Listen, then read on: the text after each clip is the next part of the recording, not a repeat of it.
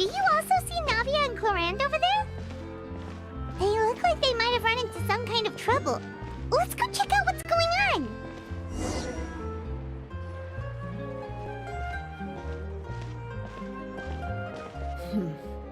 Still no dice? Not at all. And I've asked pretty much everyone in the Court of Fontaine already. Lynette's ears drooped as soon as she heard that we'd have to be out and about for days on end. And Fremine, he hid himself under his helmet as soon as he realized there'd be people around that he didn't know. What about Chiori and Charlotte? I feel like both of them would be more than up to it. I've asked them already, but they're both pretty busy right now. I just gave the members of the Spina a few days off, too, so I don't want to bother them either. This is getting pretty difficult. Navia, Clorinde, what's up? Oh my. Well, if it isn't my dear partners. How are you all doing? Huh. Navia? Huh? Oh, you mean... Yep, this is our chance. Do you need our help with something? Oh, precisely. My dear partners, we've got a huge problem right now that only you can solve. Whoa, for real? Absolutely. We've already exhausted all our other options. Traveler, Paimon, would you join us and play Marechaussee Hunter Judgment Day? Marechaussee what now? It's a new game script by the Tabletop Troupe, a local roleplay adventure club. Ever heard of the Tabletop Troupe? They put out games that allow you to participate in a story and roleplay characters with your friends. Oh, I've loved their stuff ever since I was a kid. That sounds super interesting! Clorinde and I are both veteran members of the club. Recently, someone came up with a new script and was looking for people to help playtest it for them. And when they asked, of course I couldn't refuse. I mean, come on! A brand new script? Nobody has ever played it before. Generally speaking, scripts at that level of development have a lot of issues, but I think this one is pretty solid. The author obviously put a lot of work into the story, and the world building is also quite credible. Whoa. I know I was the one that handed you the script, but some of us haven't read it yet. No spoilers, please. Anyway, the script calls for a team of 4. Ah, yes. We're missing one final player right now. So, you're saying you'll help us out? I knew I could count on you, partner. Paimon and the Traveler are kind of a package deal. Is that okay? That's not a problem. I'll adjust the pace based on the actual number of players, and ensure that everyone has a good time. Well, Traveler, what do you think? Wanna play? Paimon will follow your lead. Well, that solves our problem. You have our thanks. Woohoo! I'll go grab the script manager from the club right away. The script manager? Didn't you just say that you gave Clorinde the script? The club introduced a completely new kind of gameplay for the script. In this iteration, the Game Master's version of the script is incomplete. The script manager provides the next part of the script only after players have completed the current list of objectives. On top of that, in order to increase player immersion, the club has created some of the story's sets and scenes in real life. We'll only know where we should go once the script manager reveals the starting location. Wow, you're right. Whoever wrote this script really did put in a lot of work. And it's got a real healthy amount of suspense, right? I mean, even the GM doesn't know how the story will end. I look forward to experiencing it with you all. Why don't you go meet up with the others first? They should all be waiting at Chioria Boutique. I'll come over with the script manager as soon as I find them. Sounds good. Remember to always watch where you're going, and don't rush. Oh, you say that like I'm 6 years old or something. Let me think. What kind of character should I play this time? I just hope you'll pick up some useful skills this time. Oh, and stop trying to persuade every animal you come across.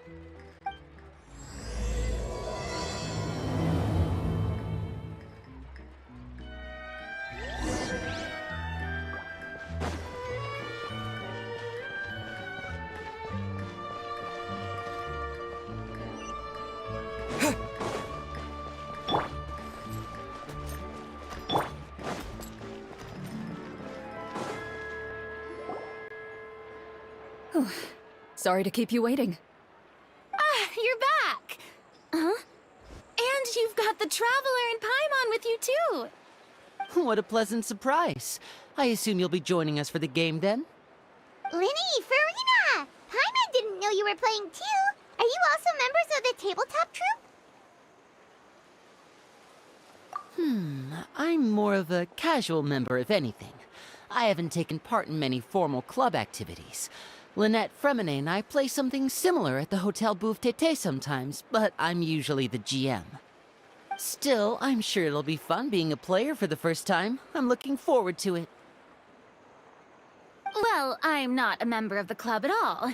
Clorinde simply woke me up first thing this morning, said there was a good script worth experiencing, and asked if I wanted in. If you're interested, I can give you a referral. That should give you a 40% discount on membership fees. I think I'll wait to see how this experience plays out first, especially when it comes to the quality of the script. If it's sufficiently fun, then I'll join. Do you participate in a lot of tabletop troupe activities, Clorinde? You could say that. She's actually one of the few senior game masters of the troupe. Ah, right. I knew about that even when she was still my subordinate. It's nothing. Really, just a small hobby of mine. Wow. Hyman's so used to seeing you be all upstanding and intimidating as the champion duelist. It's kind of hard to imagine you role-playing with a bunch of friends. Surely you jest. I would never intentionally make things difficult for my players. I maintain a clear boundary between my professional and personal lives. The me you see at court represents the law and order of Fontaine. I put all personal feelings to the side, and grant a fair duel to all who seek to defend their honor. But in my personal life, I'm just an ordinary person. Someone who feels anger and sadness, just like everyone else. Well, you say that, but for all the time I've known you, I don't think I've ever seen you cry. I've seen you get angry, sure, but now I'm wondering whether you were actually mad or if it just looked that way from the outside. I was probably in work mode during those times. Is that so? Well, in any case, I just feel like even in your personal life, you don't get emotional very often. So you want to see me cry? That might be a little difficult. A show of anger, though, that might be something I could accomplish. No, that's not what I meant.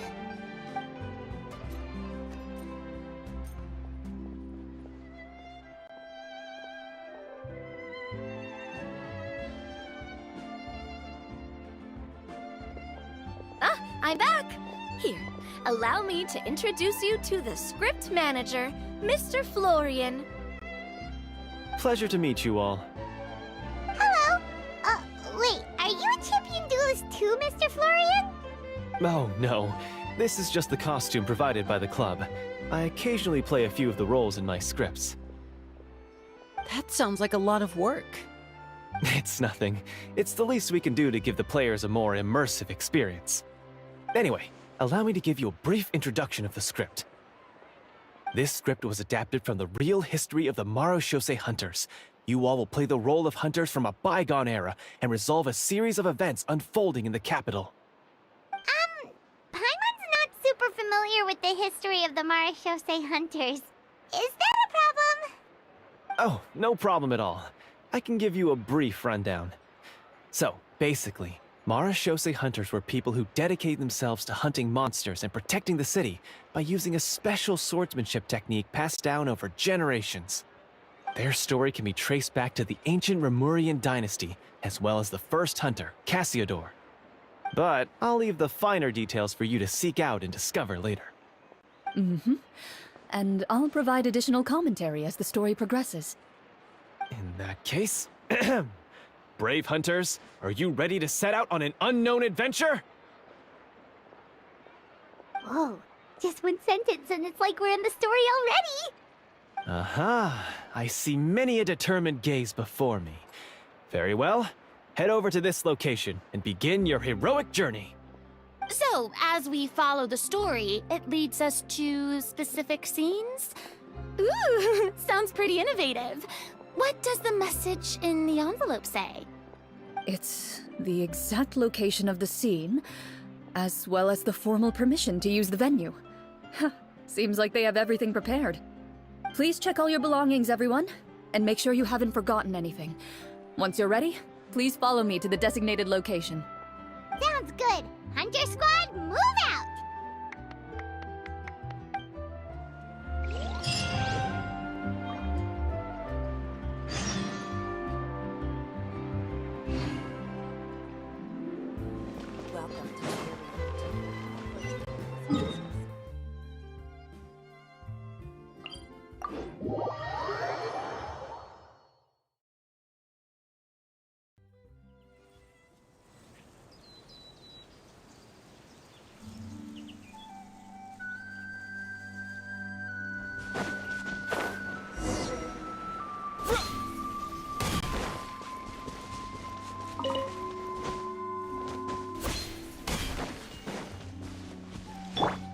Try and stop me!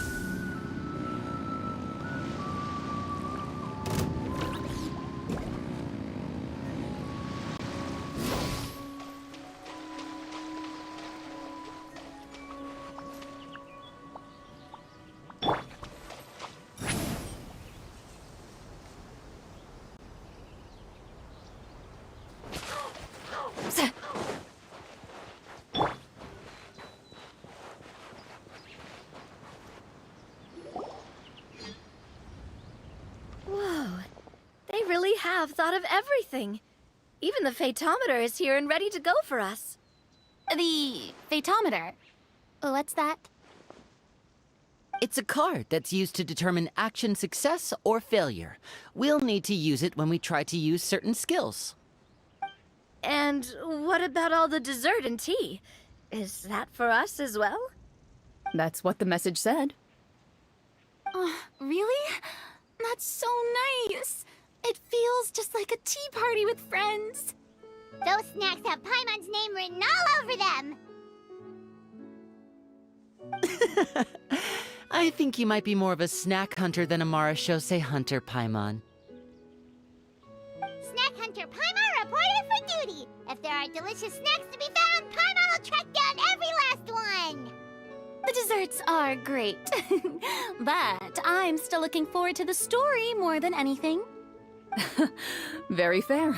Then, let us begin.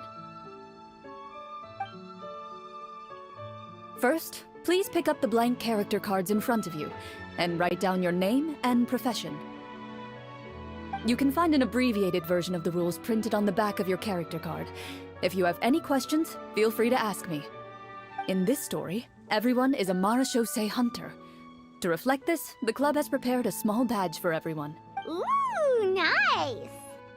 As hunters, you have proficiency in swordsmanship and fighting by default, so there's no need to allocate any additional skill points to those areas. Swordsmanship? So there's a fighting part to all of this? Paimon's not sure she can do all that on her own. Maybe Paimon can just stick with you?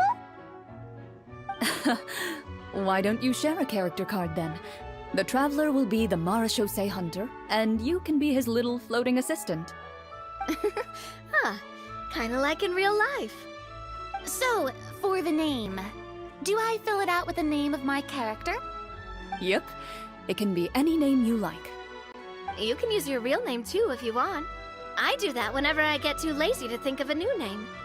Oh, so it would be like experiencing a different life, but still as yourself. That's not... In that case, I think I'll continue to use the name Linny then. Next up is the skill sheet. You have a limited amount of skill points that you can use to learn a number of skills. The more points you invest in a particular skill, the easier it will be to pass associated checks. I'll take persuasion and investigation. Those are must-haves when it comes to missions like these. Oh, those skills sound like they'd be useful for gathering intelligence! Good idea, Navia!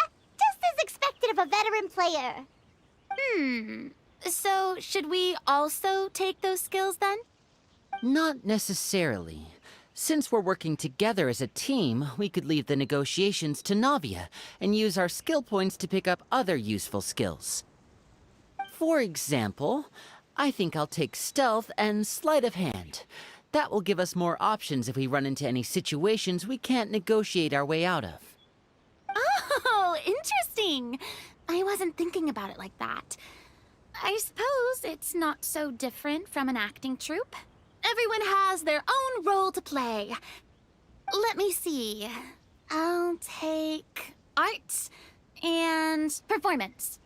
I'm not quite sure what use they'll be, but I'm not as knowledgeable about the other skills, and I'm not too confident I'd be able to roleplay them well. Well, that leaves us. What do you want to learn, Traveler?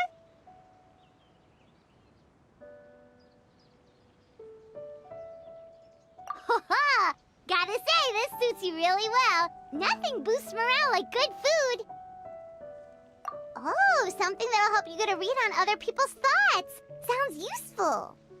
So what do you think? Are you sure you want to learn these two skills?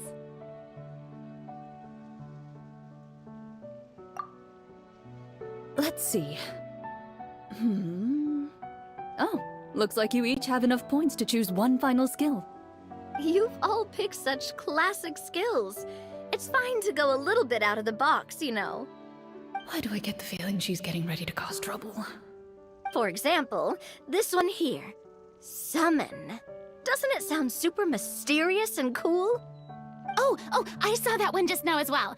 The description says, this skill can be used under certain circumstances to summon characters or creatures that fit the script's world-building rules.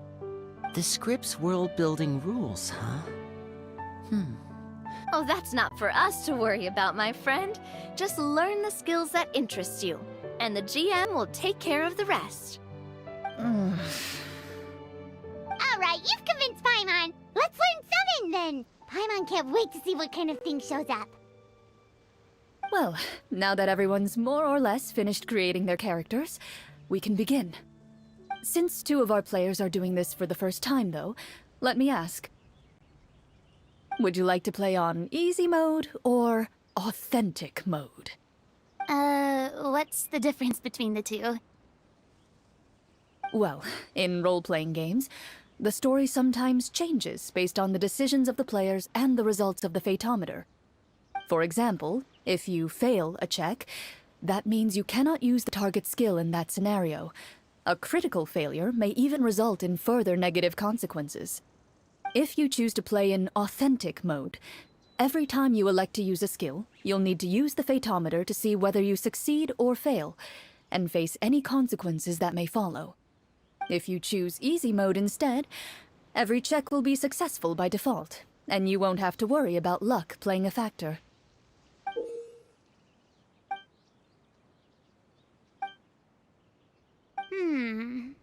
Given that I'd like to focus on the story, I suppose I should pick easy mode. I'd feel bad if I brought the team down by failing my checks. Huh? Oh, come on. Don't worry about that. RNG is the lifeblood of role-playing games. I'm going with authentic mode for sure. Never knowing what you might have to overcome. Ugh, doesn't that sound exciting? I'd rather be mentally prepared for what might happen.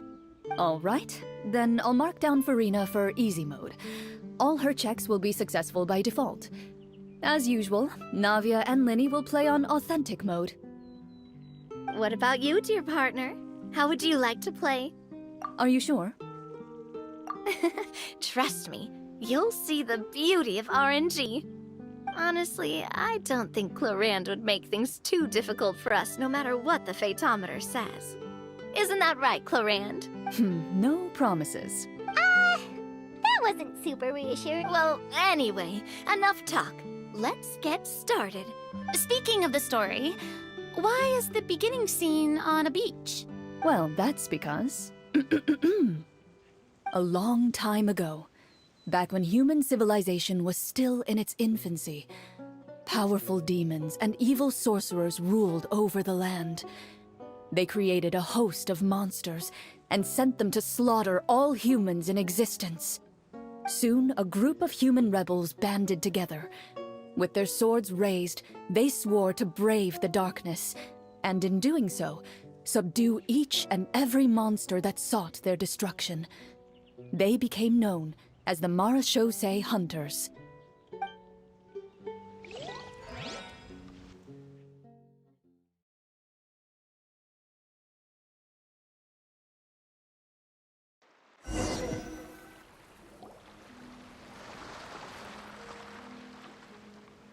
Sometime later, as a member of the Marachose Hunters, you receive a commission. Following the address provided on the message, you take a boat and arrive at this strange city. As you inhale, you can taste the slightly salty air of the docks as you begin to survey your surroundings. There aren't many people in the vicinity, but you do take note of a few others who, like you, seem to be sizing up this place. Your eyes meet, and you realize these people are fellow Marachose hunters, likely led to this location after receiving the same commission as you. You're all Marachose hunters too, right? Allow me to introduce myself.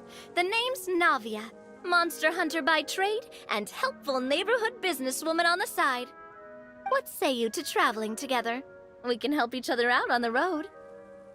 Okay, count me in. My name is Linny. I've been wandering since I was little and picked up a few less than legal tricks along the way. I was adopted by a Marachose hunter and later chose to follow in his footsteps. Is this where you introduce your character to everyone? It sounds like they've done this dozens of times. My name is Farina, and, I grew up in a noble family. I always had a strong interest in performance and the arts. Even though I'm a Marachose hunter, what I really want is to be a performing artiste. Hey, that's really cool. You can do it, Farina. That's exactly how it's done. Paimon is Paimon, a good friend and companion to this Marachose hunter right here. I've been studying the culinary arts since I was a child. I hope my delicious food can help boost people's spirits. That's wonderful. I'll be looking forward to your cooking during our adventures together. Well, if we're all here for the same commission, why don't we take some time to confirm what we need to do?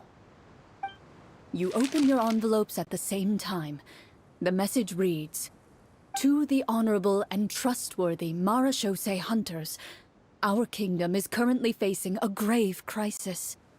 The lands outside the capital have been overtaken by monsters, and our people are being led astray by forces of wickedness. We beseech you, please help us resolve this crisis and return peace and stability to our home." Huh. The layout of this city looks super familiar. It kinda reminds Paimon of Mondstadt! The scriptwriter must have used a real-world city as a reference when coming up with the map. As experienced hunters, the layout of the city reminds you of places once traveled. You recall the sight of tree-lined streets and the gentle tranquility of days gone by. Yet, as you regard the city in front of you, it appears to be little more than an empty shell. Its hollow gates are open to you, beckoning you to come forth and bring salvation back to the town. I carefully read every line of the letter and turn my attention to the signatures at the bottom. Who issued this commission to us? You see a long string of unfamiliar names. It would seem that many of the residents of the city issued this commission together. They sensed that things were not right within the kingdom and sent a distress signal to the outside world. In that case, why don't we take a walk around the city and see if we can learn anything from the local residents? Oh, good idea. We might be able to get some leads on the monsters and bad guys we're after. You look up and see a tavern nearby. It appears to be open for the day. Why don't we go check out that tavern? If the novels I've read are anything to go by, taverns are usually full of information.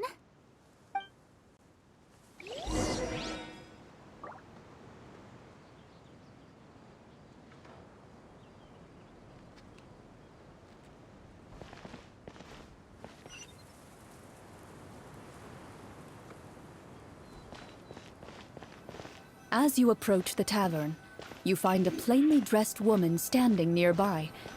She appears to be rather troubled about something.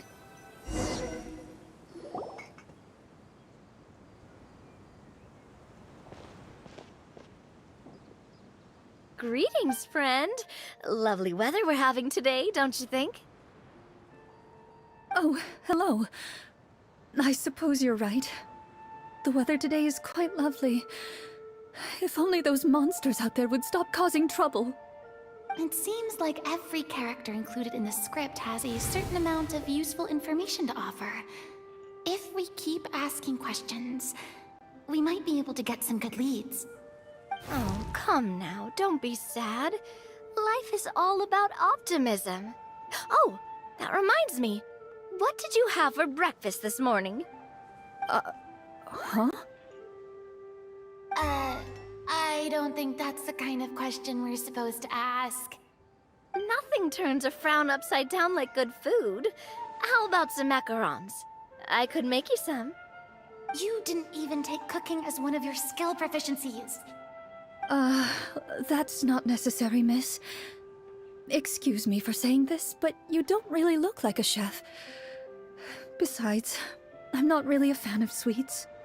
So you're someone who barely smiles and doesn't like sweets. Hey, did she just... me? Clorinde must have broke character for a second. This isn't getting us anywhere. Traveler, maybe you can think of something.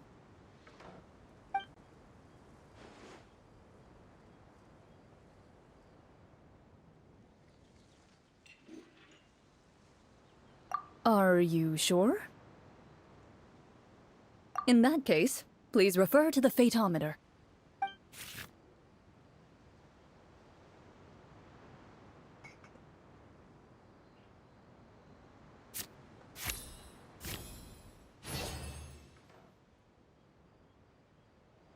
Whoa, it was a success! You remain silent as you prepare a pot and fire to use for cooking. The woman stares at you with her mouth agape as you skillfully cut the ingredients and toss them into the pot. After some time, a rich aroma begins to fill the air. Even a passing cat can't help but stop in its tracks and look up in anticipation. Please have some food. Who knows, maybe you'll feel better after eating something delicious. Whoa, that's amazing. Wait, so as long as you pass the check, you can pretty much do anything? And it won't be seen as absurd? Oh, thank you. You were right.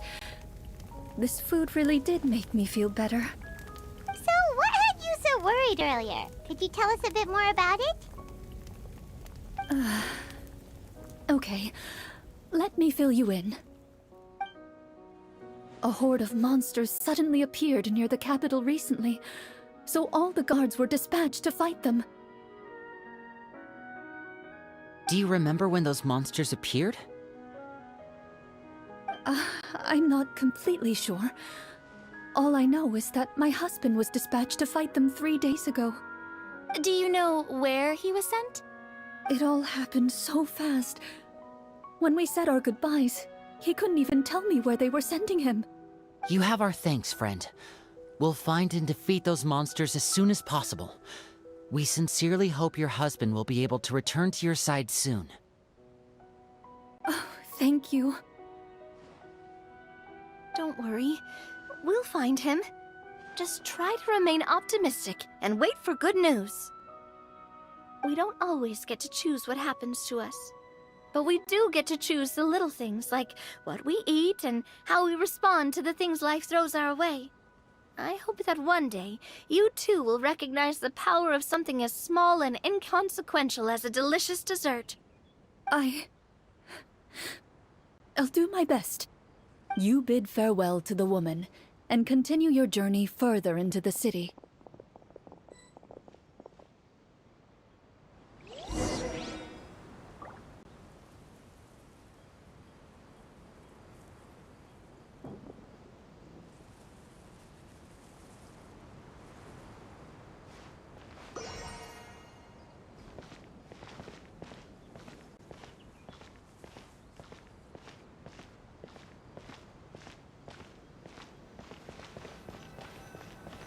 As you venture further into the city, the streets appear largely empty. An elderly woman walks past. You see her shake her head as she puts away her wrinkled wallet. A nearby merchant folds his arms and gives you a disdainful look. You get the impression that he's someone who has long gotten used to the sight before him.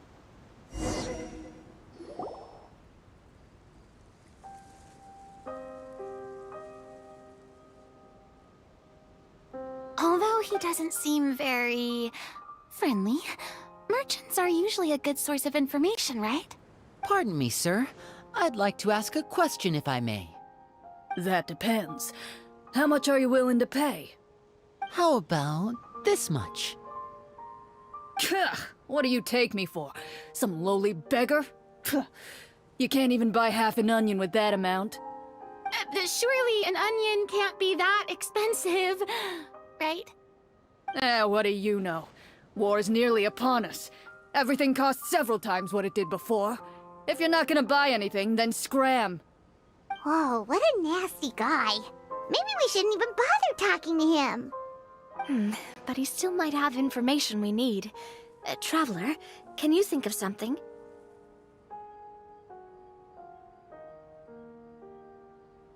Sir, we came to this city to solve the very problem you seem to be referring to. The war you mentioned, would it happen to be against the monsters outside the city? If you happen to be well informed and know a thing or two about what's going on, we'd appreciate it if you could share that information with us. After all, the sooner this problem gets resolved, the easier it will be for you to do your business.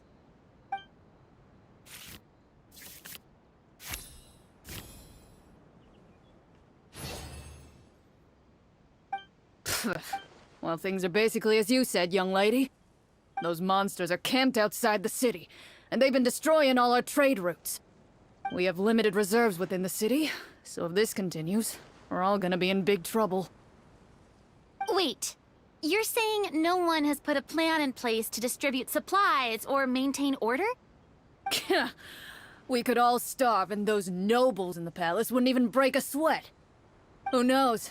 Maybe they've been in cahoots with the monsters all along. That is concerning. All right. That's all the information you need, right? Off with you now. I've still got business to do. You know, if you smiled a little more, you'd definitely get more business. And I bet that would make your life just a little bit sweeter. I'm not saying it's guaranteed to work. It's just a tip.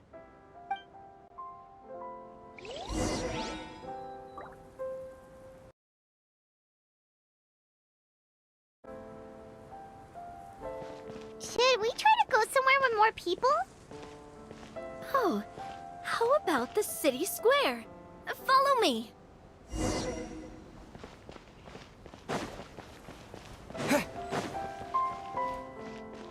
Before you lies the city's central square. You see a man with a slightly anxious look on his face, pacing back and forth, his head hanging low. He doesn't seem to notice your approach. Still immersed in his own thoughts, he shakes his head and lets out a long sigh. This guy seems promising enough. Maybe I can get some information out of him. Hello, sir. Is there anything I can do to help you? Wait, you're... I'm... Oh, dear goodness! You're a Marashose hunter! You recognize us? Ah, are you one of the people who wrote the commission letter? Yes, yes! Oh, I didn't expect you to actually come! Oh, what great news! The city is saved! What happened here? Alas, we once lived comfortable, carefree lives. This city used to be free of monsters. The first Marashose hunter, Casiodor, the Golden Hunter, he was the one who drove them back. However, monsters have once again surrounded the city. Perhaps the seal that kept them at bay has lost its power. Or perhaps an evil sorcerer has been meddling in our affairs. All I know for sure is that their return has stripped the city of any chance at peace. Are there not enough soldiers to drive them out? It's not a question of numbers. The guards simply have no idea how to deal with them. Most people my age have never even seen one of the monsters, much less been trained to fight against them. What's worse, many of us don't even know the history of the Marashose hunters anymore. When I was a child, though, my grandfather would tell me stories about how the Marashose hunters drove back the monsters. So, on the off chance that something might come of it, I decided to reach out to you. To be perfectly honest, I was starting to think all those stories were just tall tales. But now that I've seen you in person, I finally know that it was true! Well, you can rest easy, friend. The righteous and formidable Marashose hunters are on the case. The man is touched by your determination and resolve.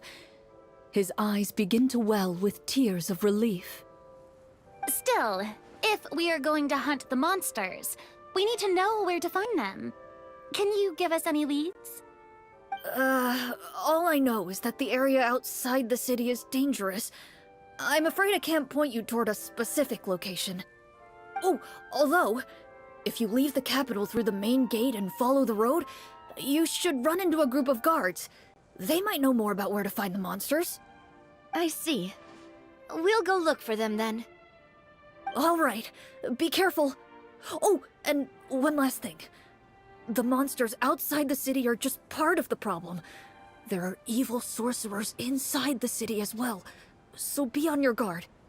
They're actively working with the monsters, and have corrupted the court ministers with malicious magic. They're the reason why, even inside the city, everything has been a giant mess.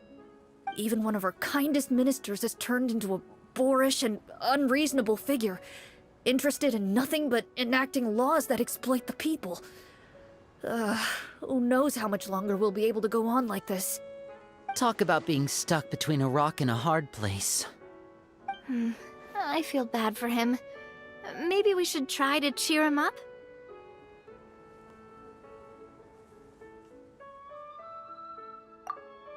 Hey! Not everything can be solved with food. I appreciate your kindness, but for now, it's more important to focus on the crisis at hand. Brave hunters, I leave the future of this kingdom to you.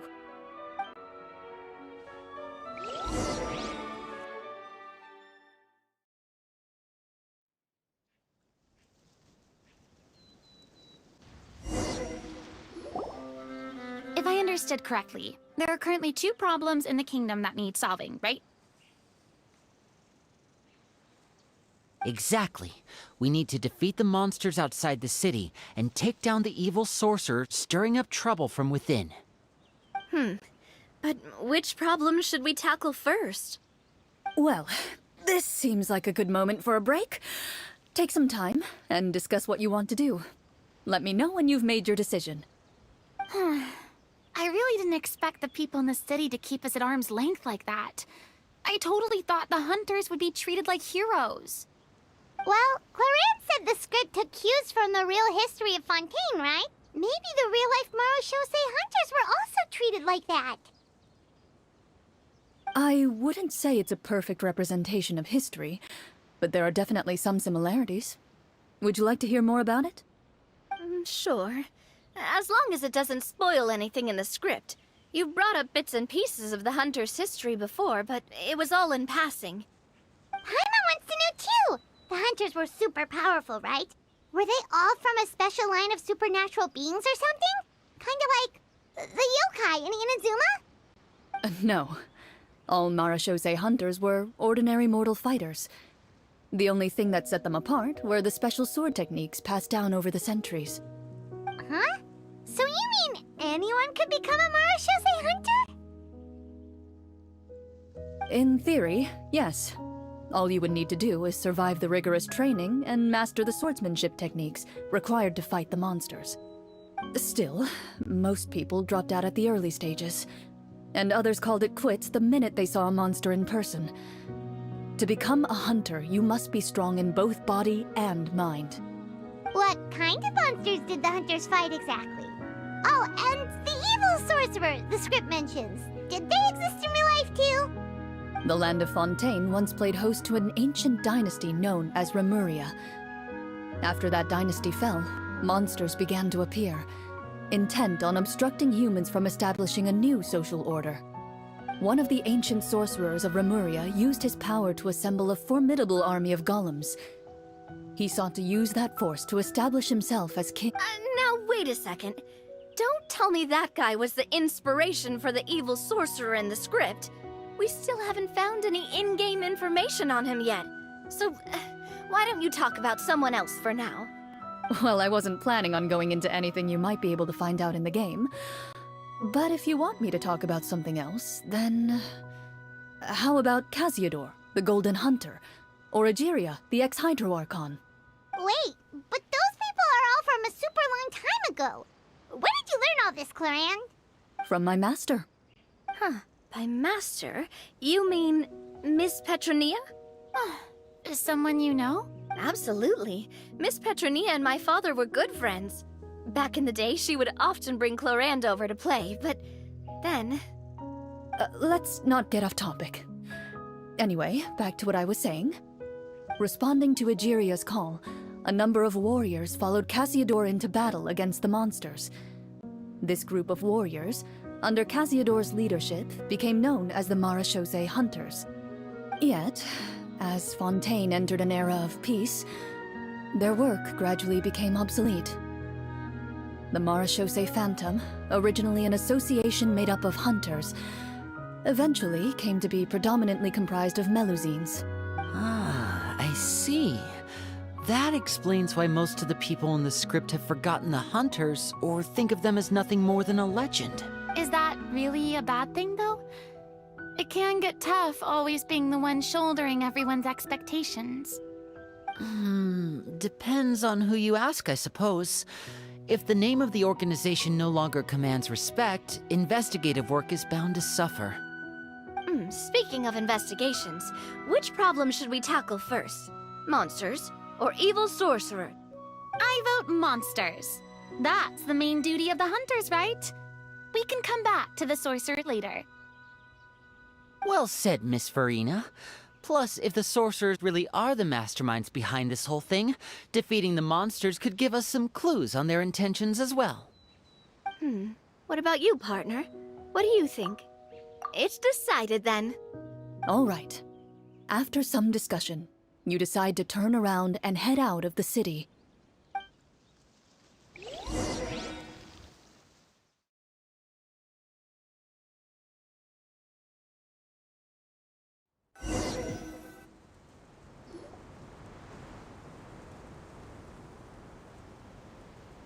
Let's take a look around, like that guy said.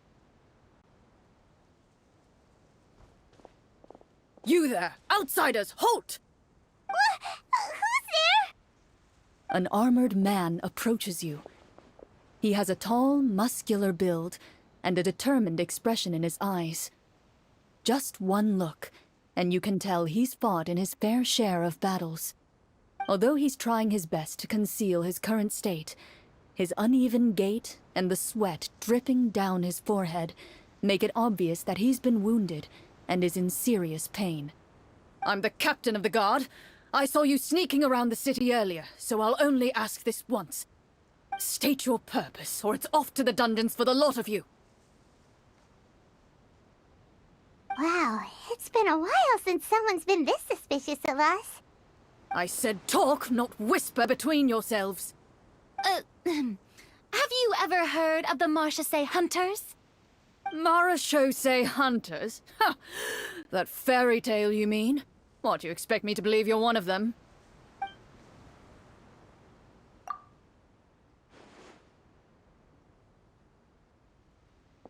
Sir, we were indeed in the city earlier, but our purpose was only to gather information on the monsters. We're here to help this city and all the people within it. Your guards are still fighting the monsters as we speak. They could be seriously wounded and in grave need of support. You need all the help you can get.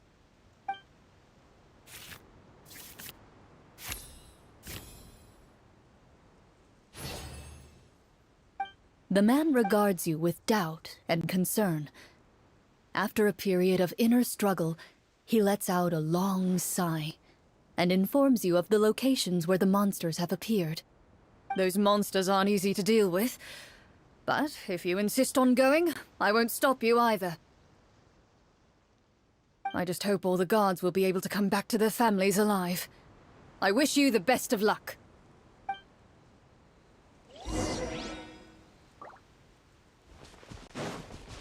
Based on what the captain said, the monster should be right up ahead. Let's go. Hopefully we're not too late.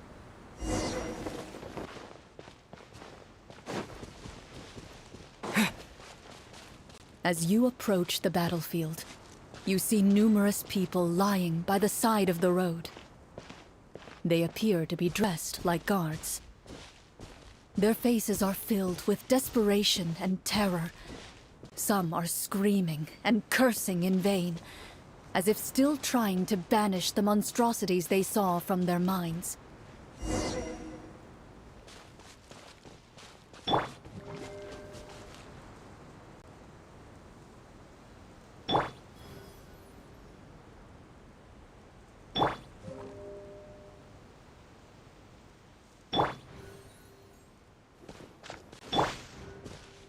A few of the wounded look up at you in shock and disbelief.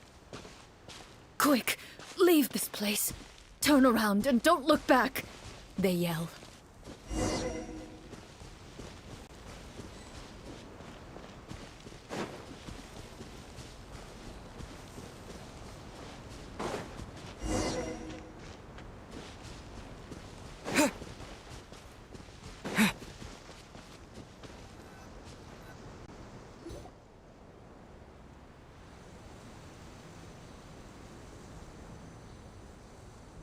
This is the place he mentioned, right?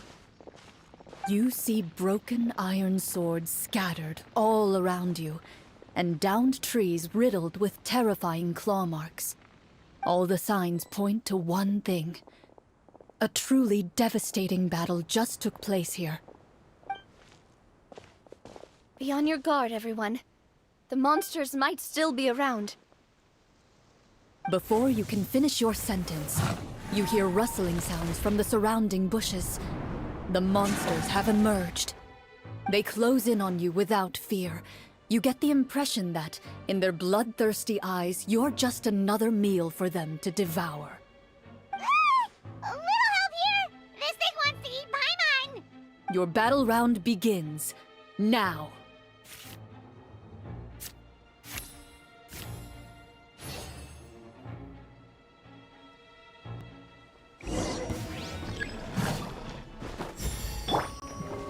Let the world collide! Attack! That's the way. The next battle round begins now.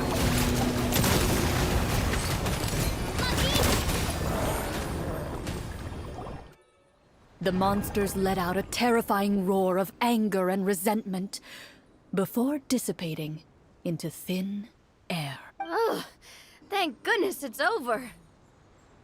We're lucky the Marachose Hunter class came with all those preset skill points. Otherwise, we would have been in some real trouble. I never knew the Fatometer even determines the amount of damage you inflict. If you get unlucky, isn't it just game over right then and there? That's part of the fun. The uncertainty of fate is what gives these games their appeal.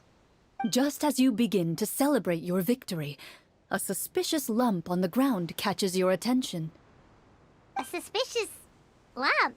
Wait, could it be the thing that appears after every battle? I walk up to it, crouch down, and begin to carefully examine it.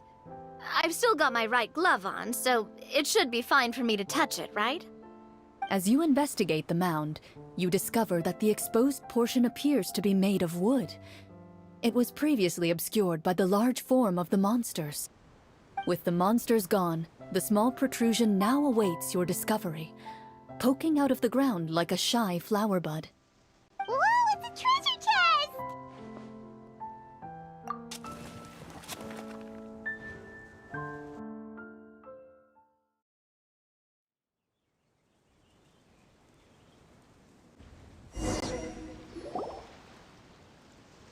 With everyone's help, you successfully excavate the wooden chest from the ground. Even without opening it, you can tell from the mora and jewels scattered around the chest that it must contain quite the fortune. Makes sense. We worked hard for this. Let's open it and we can share what's inside. I can understand your excitement, Paimon, but think about it. Doesn't it seem like there are people out there who need this treasure more than us? Yeah. Think about all the people suffering in the capital. Or all those guards who got hurt fighting the monsters. Wouldn't... Wait, is that how it works? Paimon thought since we were the ones to dig it up, we could just take it for ourselves. Well, let's put it this way. Any decision you make during a role-playing game can impact the future course of the story. But would the people really believe us? It's hard enough for us to prove we're Marchese hunters. What if they think we procured the treasure illegally? They might get even more suspicious of us. That's definitely something we should consider. Maybe we can come up with an explanation in advance. Well, if donating it could cause that much trouble, why don't we use it to buy some gear and fill up on good food? Then we'll be ready to fight even more bad guys. Looks like you're facing a difficult choice once again. Well, it's getting late. Why don't we call it a day for now? Wow! Where did the time go? I'm not sure if it's because I'm having so much fun with you all, or because the story is particularly enticing, but I feel like I could almost keep going. Here, here. Ooh, how about we play through the night? I'm not sure I'll have enough energy for that. Yeah, that won't work for me either. Lynette will give me an earful if I get home too late. I understand how you feel, Navia, but we have to change venues for the next part of the story anyway. Huh? Another location? Mm-hmm. There's a special note for the GM at the end of this section that says to proceed to an indoor set for the next part of the script. Whoa, they really pulled out all the stops for this new script. Well, even if we end the game for the day, we can still stay a little longer and hear Clorinde finish her story, right? Paimon wants to hear more about the history of the hunters. Something tells me you just want to finish the free desserts before we break for the day. That's just a coincidence, okay? Besides, to Paimon, not finishing free food feels even worse than having to buy her own. And anyway, Paimon really does want to hear more about Clorinde's master. Well... It's nothing. I appreciate the concern, but it's all in the past. It won't do any harm to share these things now.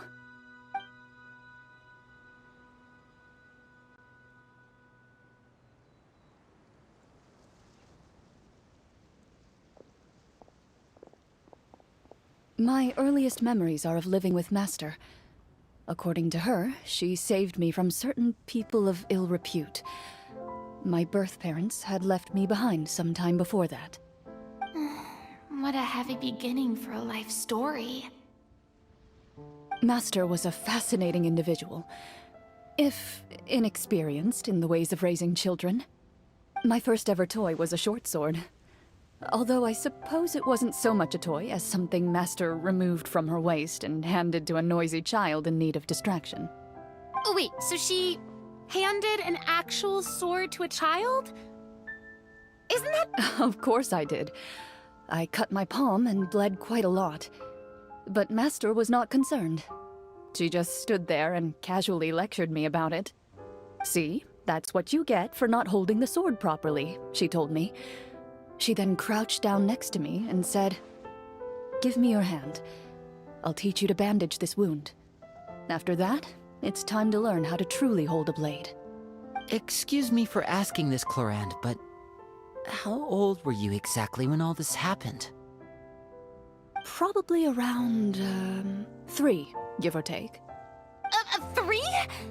Isn't that when most kids are still struggling to hold a fork? As I said, Master was rather inexperienced in the ways of raising children. She believed trial and error was the best way to teach a child what they're capable of. I'm not so sure this is a question of experience.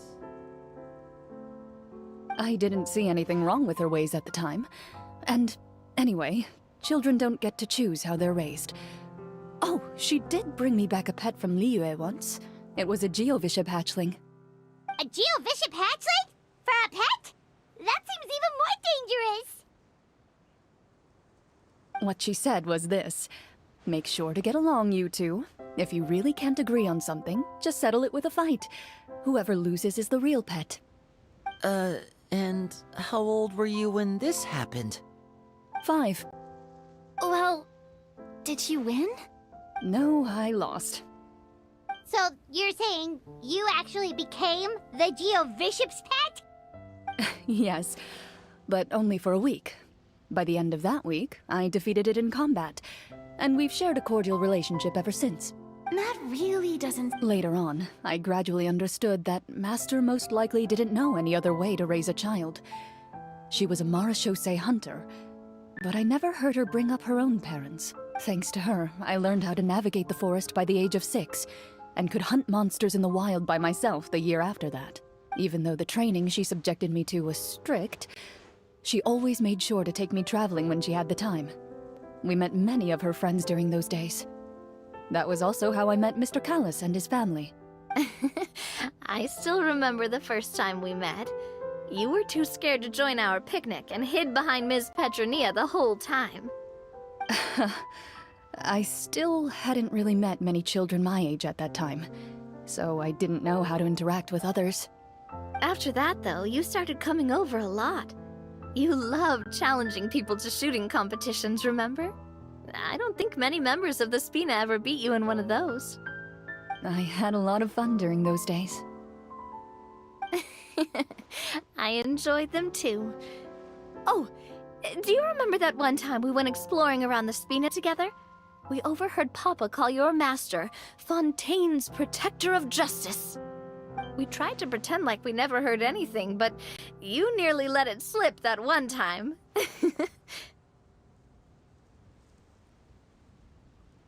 Protector of Justice? Oh, wait, you mean that vigilante hero from 20 years ago? The one who is always active at night? Yep, that would be her.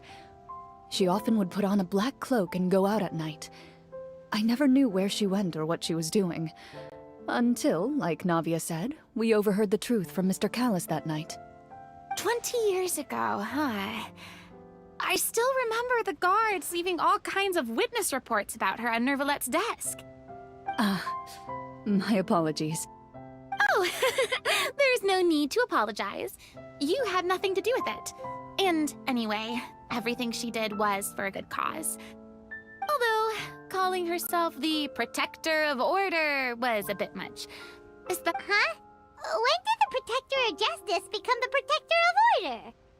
Oh, she had a bunch of code names. I heard she would just come up with a name on the spot whenever she was asked. Later on, she probably got sick of answering those questions and decided to stick to just 2. The Protector of Justice and the Protector of Order. That sounds like her, all right. I bet she forgot which of the 2 she'd use by the time she got back each night. Well, she certainly sounds like a fascinating individual. With her strong sense of justice, it's no surprise her student followed in her footsteps. It's true. I always wanted to become like her. Someone powerful, independent, and with a strong sense of conviction. But...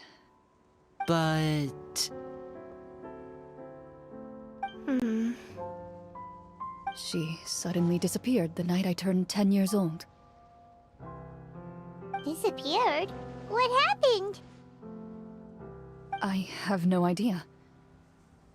She didn't That night, I was celebrating my birthday at Navia's house. But Master never came to pick me up. When I returned home on my own, it was to an empty house. When she still didn't appear after a few days, I went to Mr. Callus's house to ask about her whereabouts. But he only shook his head. Papa probably didn't know either. I know he sent a few people to investigate the matter in secret, but they never found any credible leads. Don't worry, I understand.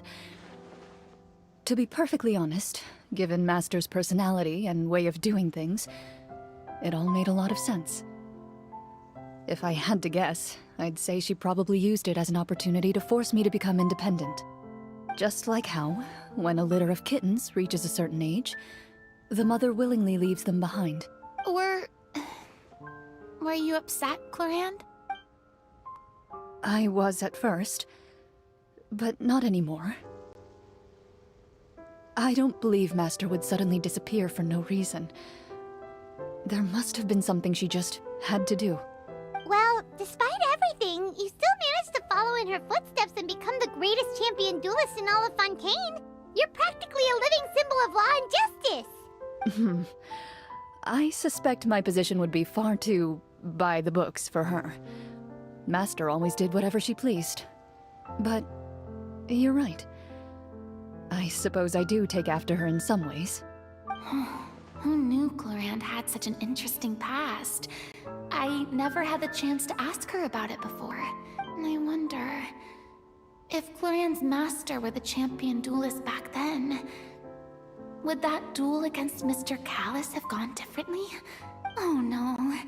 Judging by the atmosphere, Clorinde and Navia are probably thinking something similar.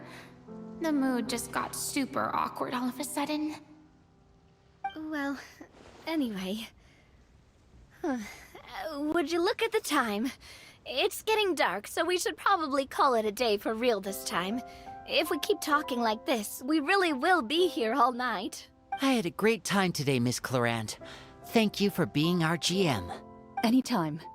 The script was good, but I've got to say, your childhood stories were even better. Hey, you should tell us more about that fight against the Geo-Bishop sometime. Maybe your master was onto something. You could be right. What does she mean, onto something? I certainly don't know any 5-year-olds who want to fight a bishop in their spare time. Guess I'll head back as well. I need to save my energy if I want to continue enjoying the story tomorrow. You're that excited to hear about my fight with the bishop? I was talking about the script!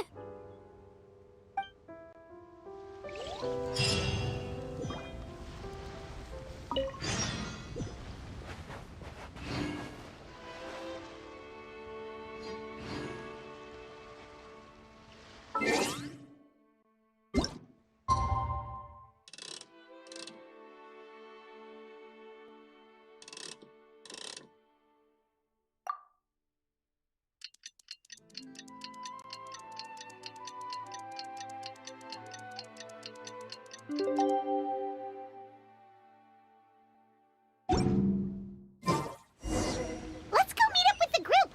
Paimon's really looking forward to today's story.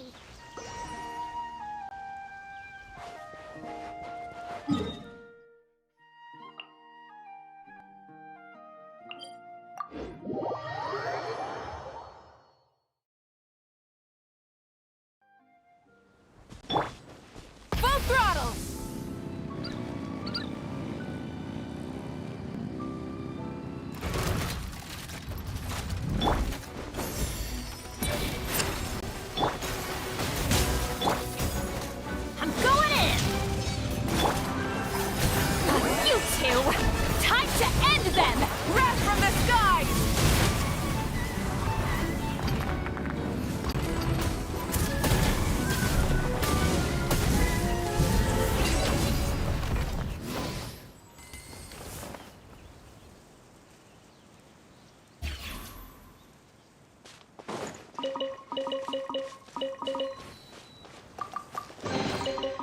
rewards of an adventure worth remembering.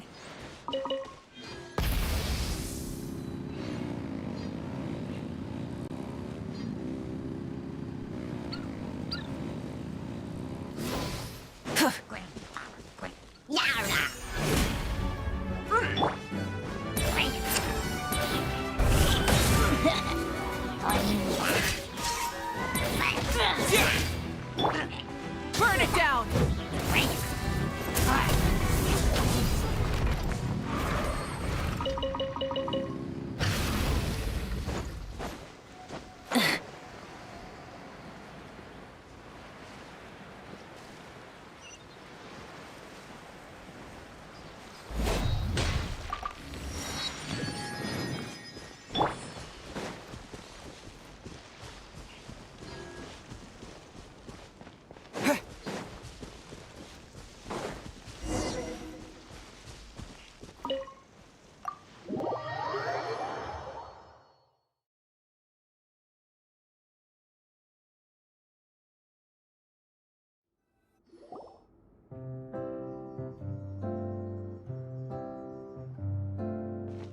Looks like everyone's here.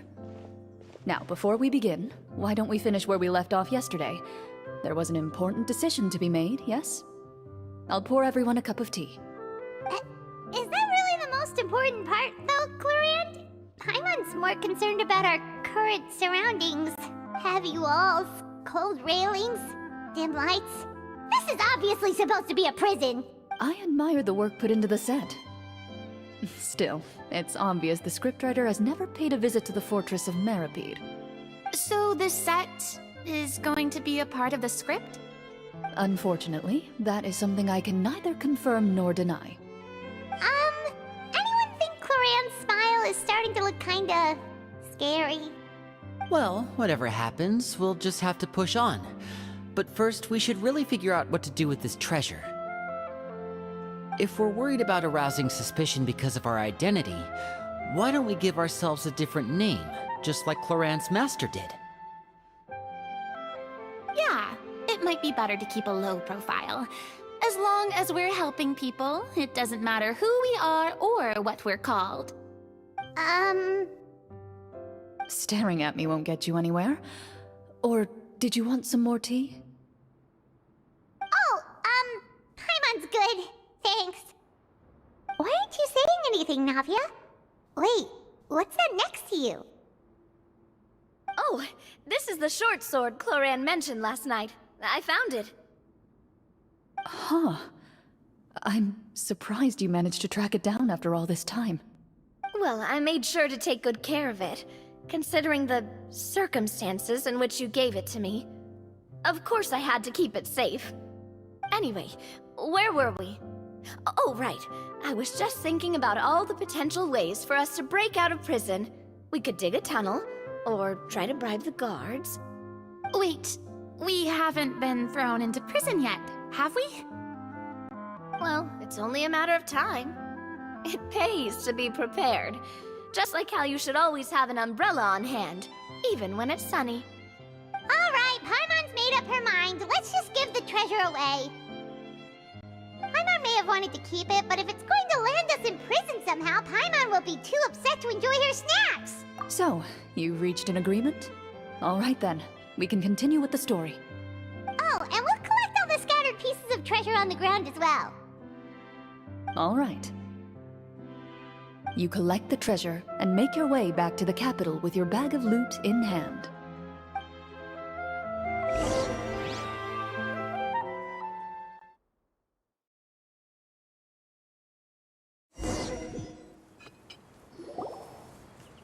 The city is still shrouded in a gloomy, oppressive atmosphere, but your spirits are surprisingly high.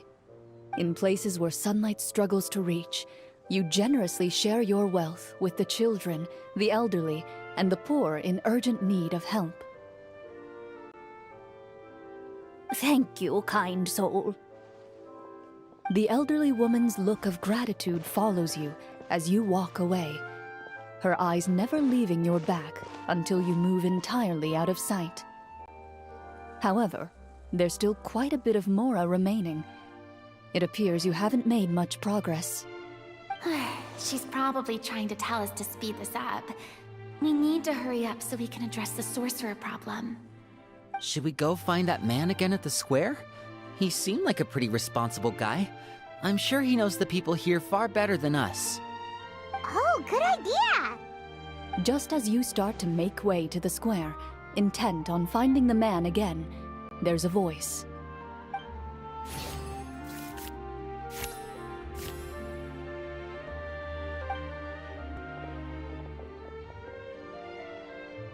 Please wait, distinguished guests.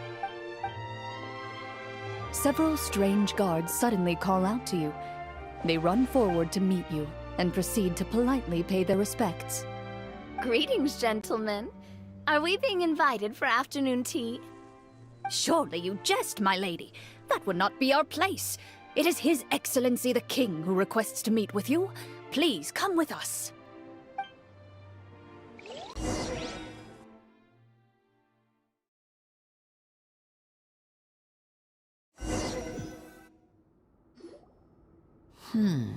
Do you think this could be a trap? Well, we have to investigate the court at some point, right? Meeting the king himself would be a fantastic opportunity to do that. I say we go for it. If something happens, we'll just turn the whole place upside down. That sounds a little intense. After a quick discussion, you nod to the guards and agree to follow.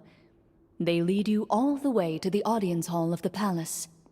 Gilded tables line both sides of the hall. The space itself is adorned with all manner of expensive antiques, glass shelves, and silver candlesticks. The items appear quite ordinary in size and dimension, yet their presence somehow makes the emptiness of the hall feel even more surreal and ominous. Wow, it's so luxurious! The elderly king, clad in a magnificent robe, sits upon the deep crimson throne before you. He wears above his head a majestic crown, with a gemstone the size of a bird's egg set right at the very front. As you observe it, you see a complex pattern of light reflect off its surface. They're here, Your Majesty. A man dressed in dark clothes, likely a minister, shields his mouth with his hands and bends down to whisper a few words to the king. After a moment, he lowers his hands and stands back up. His gaze shifts to fixate on your group, but he does not move from his place at the king's side. The king does not appear entirely aware of his surroundings. The man by his side, though. We should keep a close eye on him. The king remains still and says nothing.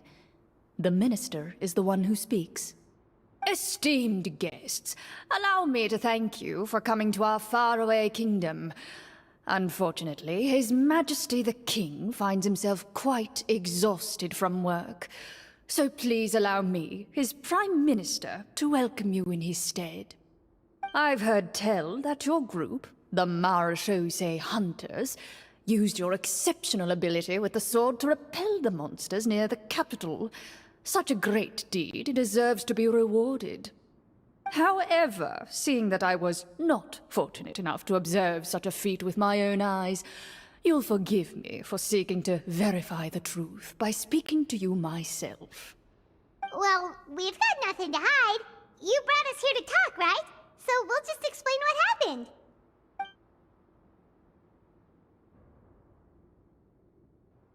The golem's blades were so powerful, they could cut down trees in a single swipe! It took a lot of effort to defeat them, even for trained swordsmen like us. Well, that was... Your account does indeed match those of the survivors. Since you were the ones who defeated the monsters, that must mean you are also in possession of the treasure they stole? Well, we did take the treasure, but... How did he know about the treasure? Then I must ask that you return it at once. It belongs to the kingdom. Wait, but didn't you just say that our great deed deserved a reward? Shouldn't the treasure be considered a part of that? Yes, that was indeed what I said. But you seem to have forgotten a very important distinction. Only that which is freely given by the king can be considered a reward. Taking the rightful wealth of a kingdom without said permission, on the other hand, is a crime. But that's completely unreasonable. Yeah, that makes no sense! If it weren't for us, the treasure would still be buried underground somewhere! Maybe so, yet the fact remains. You tried to dispose of the treasure without reporting it to the court and without receiving permission, yes? What, no answer? Surely you're not insinuating that you, a group of legendary marechaussee hunters, sought to take the treasure for yourselves? Well, what about the king? Is he just gonna let this guy talk for him the whole time? Clad in his magnificent robe, the king remains seated, with his hands resting on either side of the throne. His posture is rigid and unmoving. He stares forward with an empty look in his eyes, completely unmoved by the events before him. From the look of things, could the Prime Minister be the evil sorcerer? Or could both the King and the Prime Minister have fallen under the evil sorcerer's control? I would like to observe the number of guards stationed in the hall. The guards in the palace appear fully armed, their expressions solemn. Sensing the tense atmosphere in the room, they stand at the ready, each with a hand placed upon the hilt of their sword, as if prepared to draw their weapons and surround you at a moment's notice. Well, there goes my plan to turn the whole place upside down, I guess. It appears we've been visited by nothing more than a group of ill-intentioned imposters. What a pity. Guards, take them away and throw them in the dungeons. Before I decide your fate, however, I must first determine whether you have any accomplices outside the court. Can't we try to slip away? Or maybe start some kind of riot? But if we try to fight the guards right now... Don't worry. At least we figured out who's behind all this. Let's just play it by ear. If you're scared, Paimon, just hold my hand.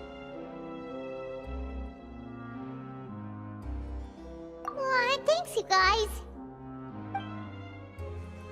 You allow yourself to be led away by guards surrounding you on both sides.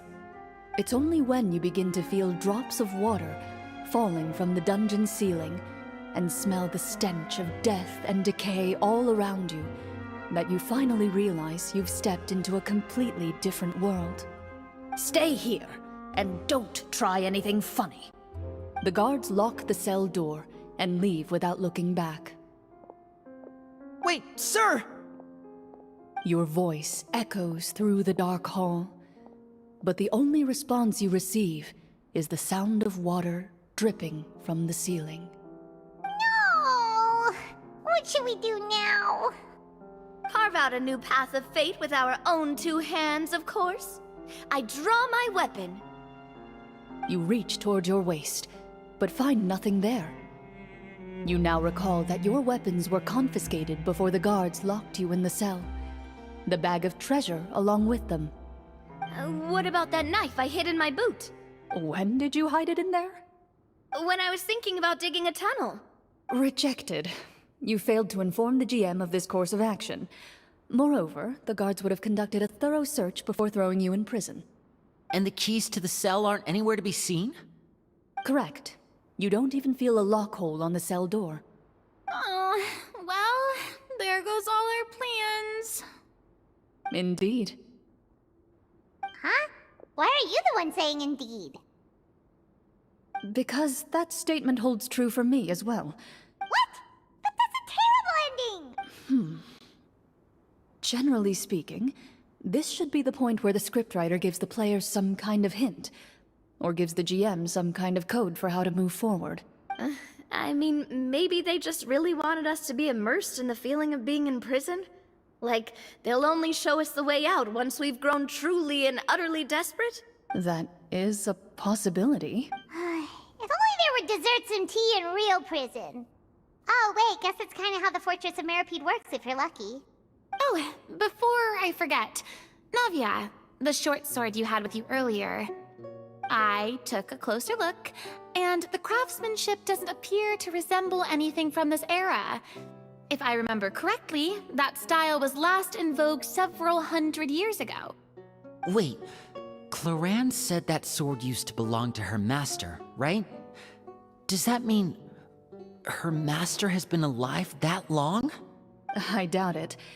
The way she went about things often made her seem childish more than anything.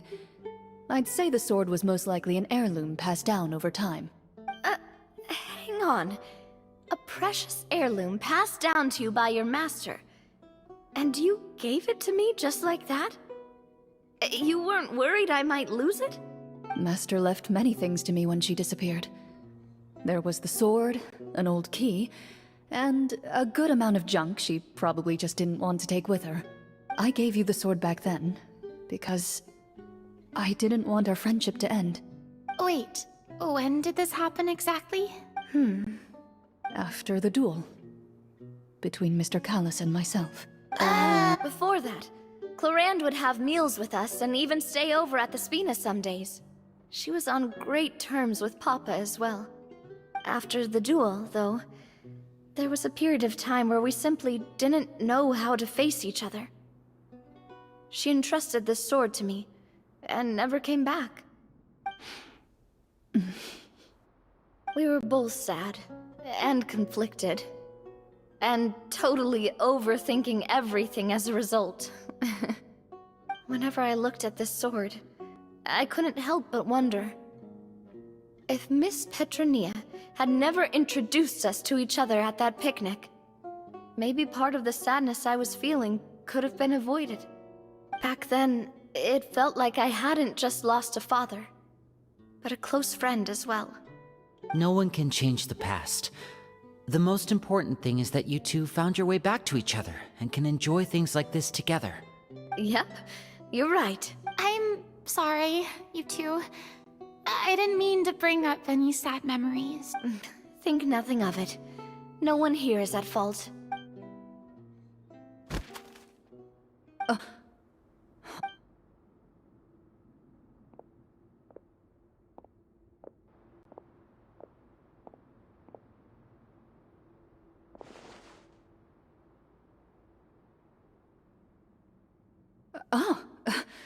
Looks like the next part of our script is here. Perfect timing. The situation was really starting to get desperate. And not just because of the prison thing. From Clarenne's face, I really can't tell if it's good news or bad news. Water continues to drip from the ceiling. In this lightless dungeon, you lack a reliable way to tell how much time has passed. Eventually, you get used to the unpleasant odor of straw, mold, and rust, and find yourselves alternating between fits of drowsiness and despair. Suddenly, you hear footsteps outside the door. Heads up, everyone. Someone's coming. Gather close, everyone, and keep your voice down.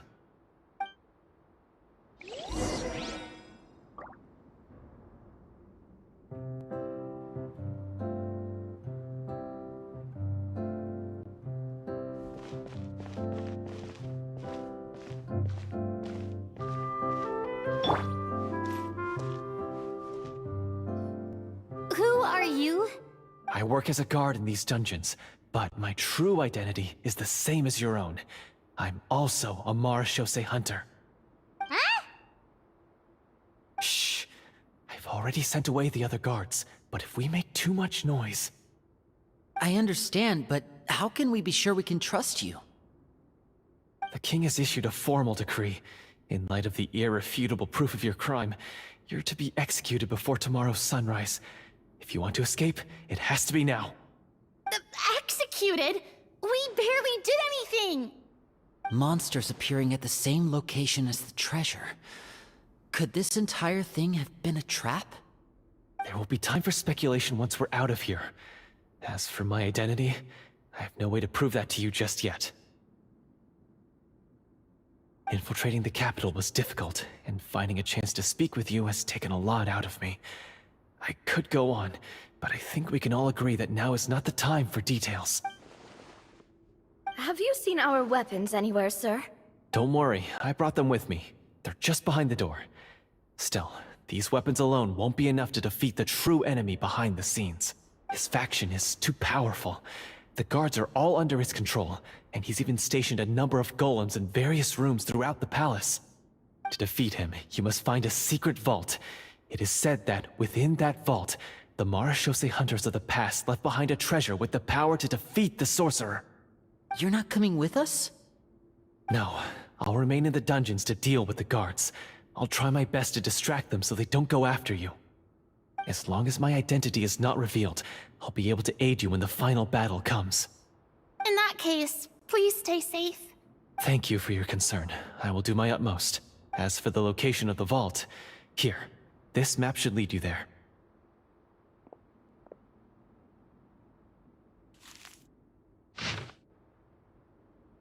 Got it. All right, once I open the door, remember to stick close and refrain from making any noise. I'll lead you out of here as quickly as possible. You now have the chance to restore the honor and legacy of the Marechaussee hunters. So please, get out there and reclaim what's ours. And be sure to exercise caution. With the help of the guard, you successfully escape the dungeons.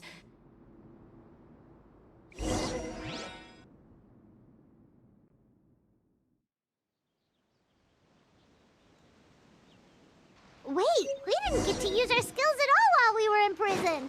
Who knows when we're gonna get the chance to use that cool summon spell? That is a pity, but we can only continue to move forward.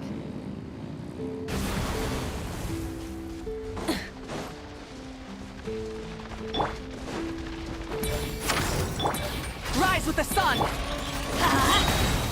Everybody stand back! Fulfill our pact! Suffer the wrath of Eastleigh! Pyroclastic surge!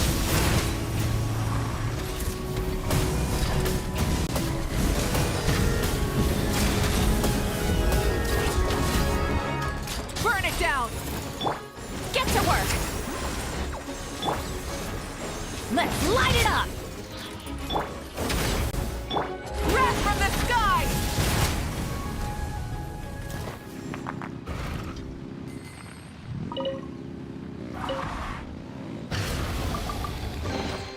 The rewards of an adventure worth remembering.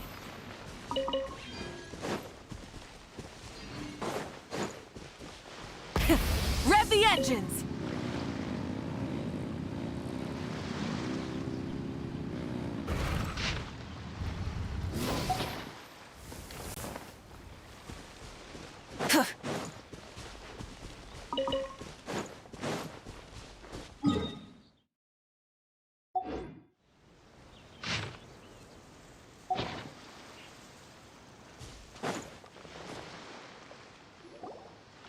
This should be the place marked on the map. This bit of rock certainly looks suspicious. Well, I'd say an investigation's in order then. Plus, if all else fails, we can just blow it up. Wow, you really meant that! Before you lies a serene stretch of open water, its surface shimmering a brilliant shade of sapphire blue. Well, guess this means it's time for a swim!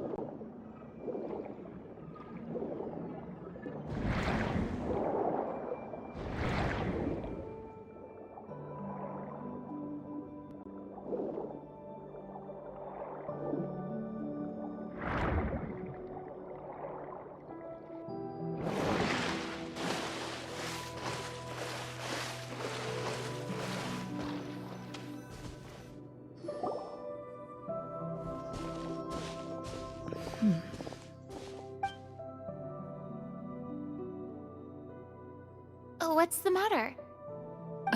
It's nothing. As you step into the cave, you find yourself in an eerily quiet space. Before you lies a narrow passageway that appears to trail off endlessly into the distance.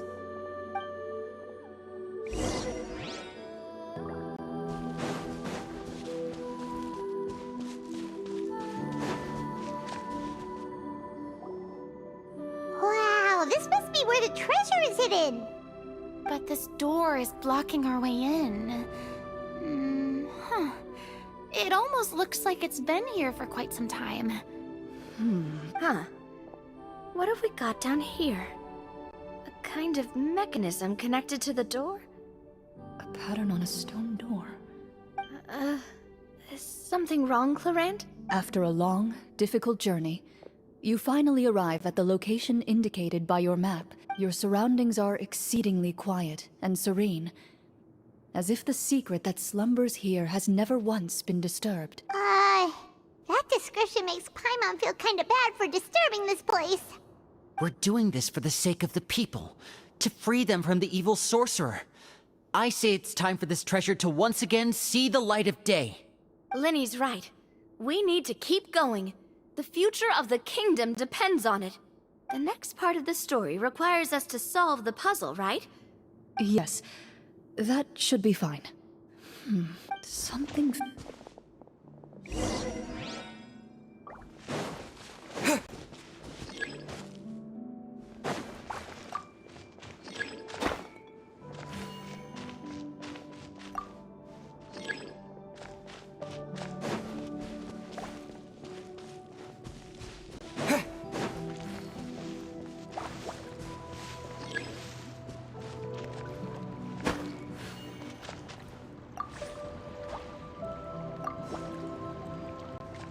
I found something!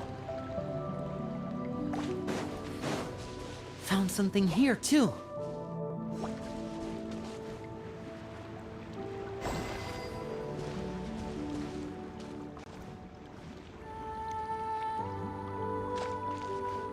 Same here.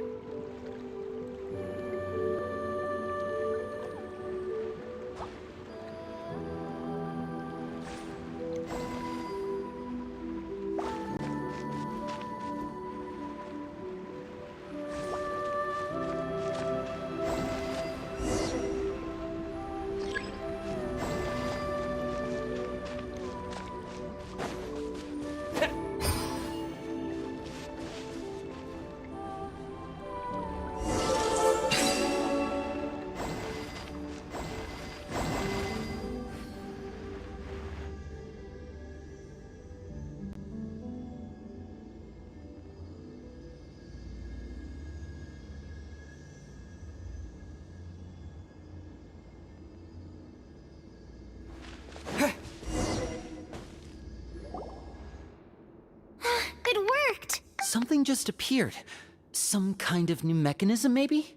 By solving the puzzles, you prove yourselves worthy of inheriting the secrets of the past. At the end of each puzzle, you're rewarded with With? a key. Oh, it must be the key to the big door.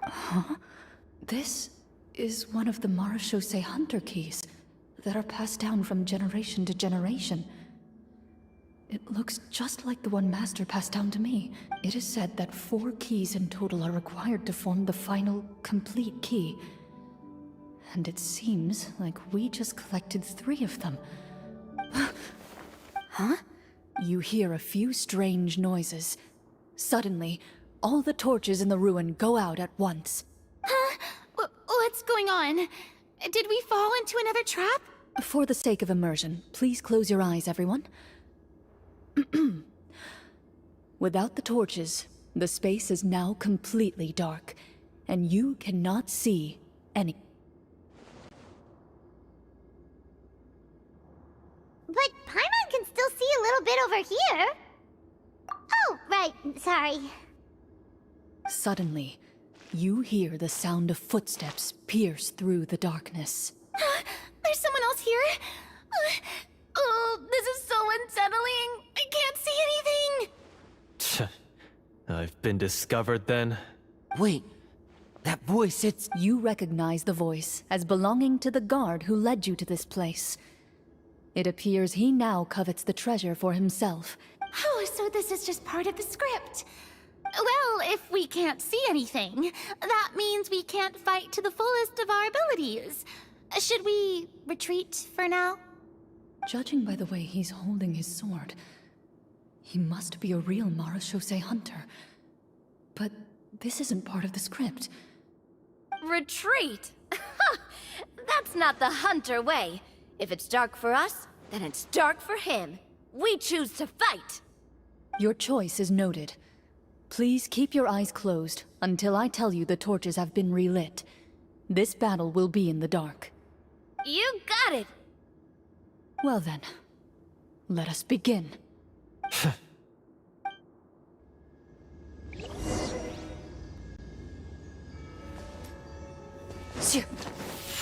Ready. I'd like to try to hit him with my sword. Your strike is successful. Is he still standing? Goodness, he sure has a lot of HP.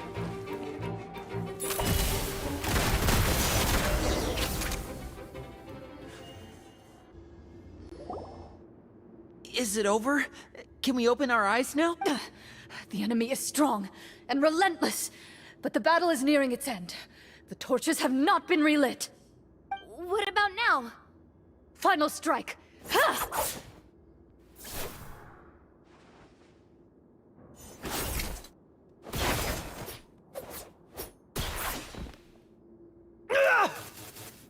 Well, did we get him? Clorinde? Warm fire flickers across the walls once more. Your vision is now clear. In an impressive display of courage, the four of you successfully defeat the uninvited guest. That look in his eyes. It's like he became an entirely different person as soon as I... Huh? Mr. Florian? Oh, wait. We're supposed to be role-playing. I should stay in character. Speak your name, guard. Why did you lead us here just to betray us? Is this treasure really more important to you than bringing peace to the kingdom?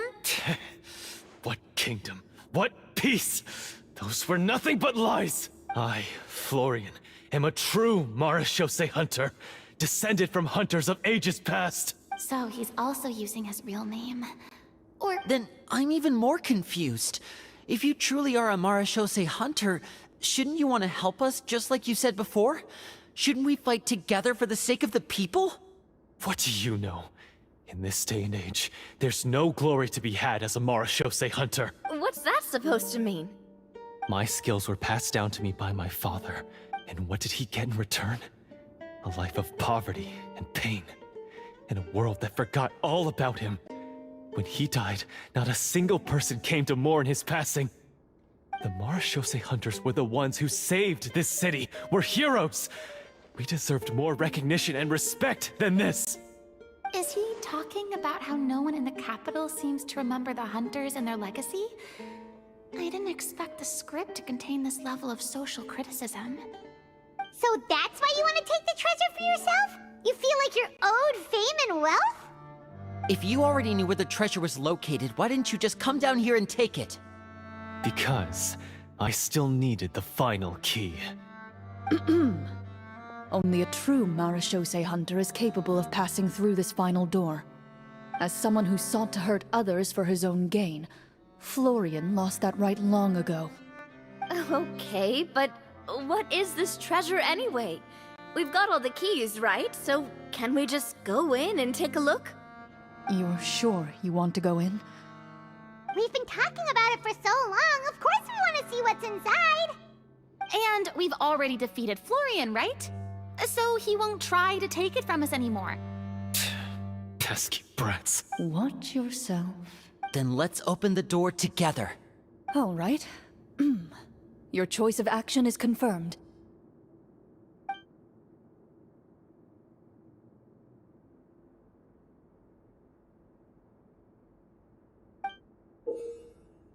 Before you, The door to the treasure. You hear the shrill wail of the door hinge as it rotates for the first time after years of disuse. It's open! Come on, let's go in! Paimon wants to see what's inside! Ooh, me too!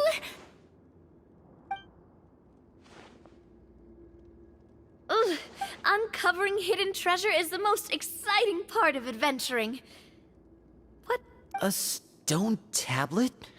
And some shabby weapons? You call this a treasure vault? Looks more like an abandoned warehouse! Maybe the troop ran out of budget at the end? They provided a super immersive experience at the beginning only to drop the ball at the most important part? They could have at least filled this place with cardboard Mora or something! Wait, I get it now. Paimon, this is the real Marashose Hunter treasure. Huh? This is it? The Marashose Hunter treasure is just a stone slab and some broken swords? I can't believe it. I refuse to believe it! Whoa, are you okay? The Marashose Hunter before you appears to suffer a serious mental breakdown. He needs to leave the room for a moment to collect himself. One of you seems to understand the significance of the treasure already. If the rest of you wish to follow suit, you may remain here in the meantime and explore your surroundings.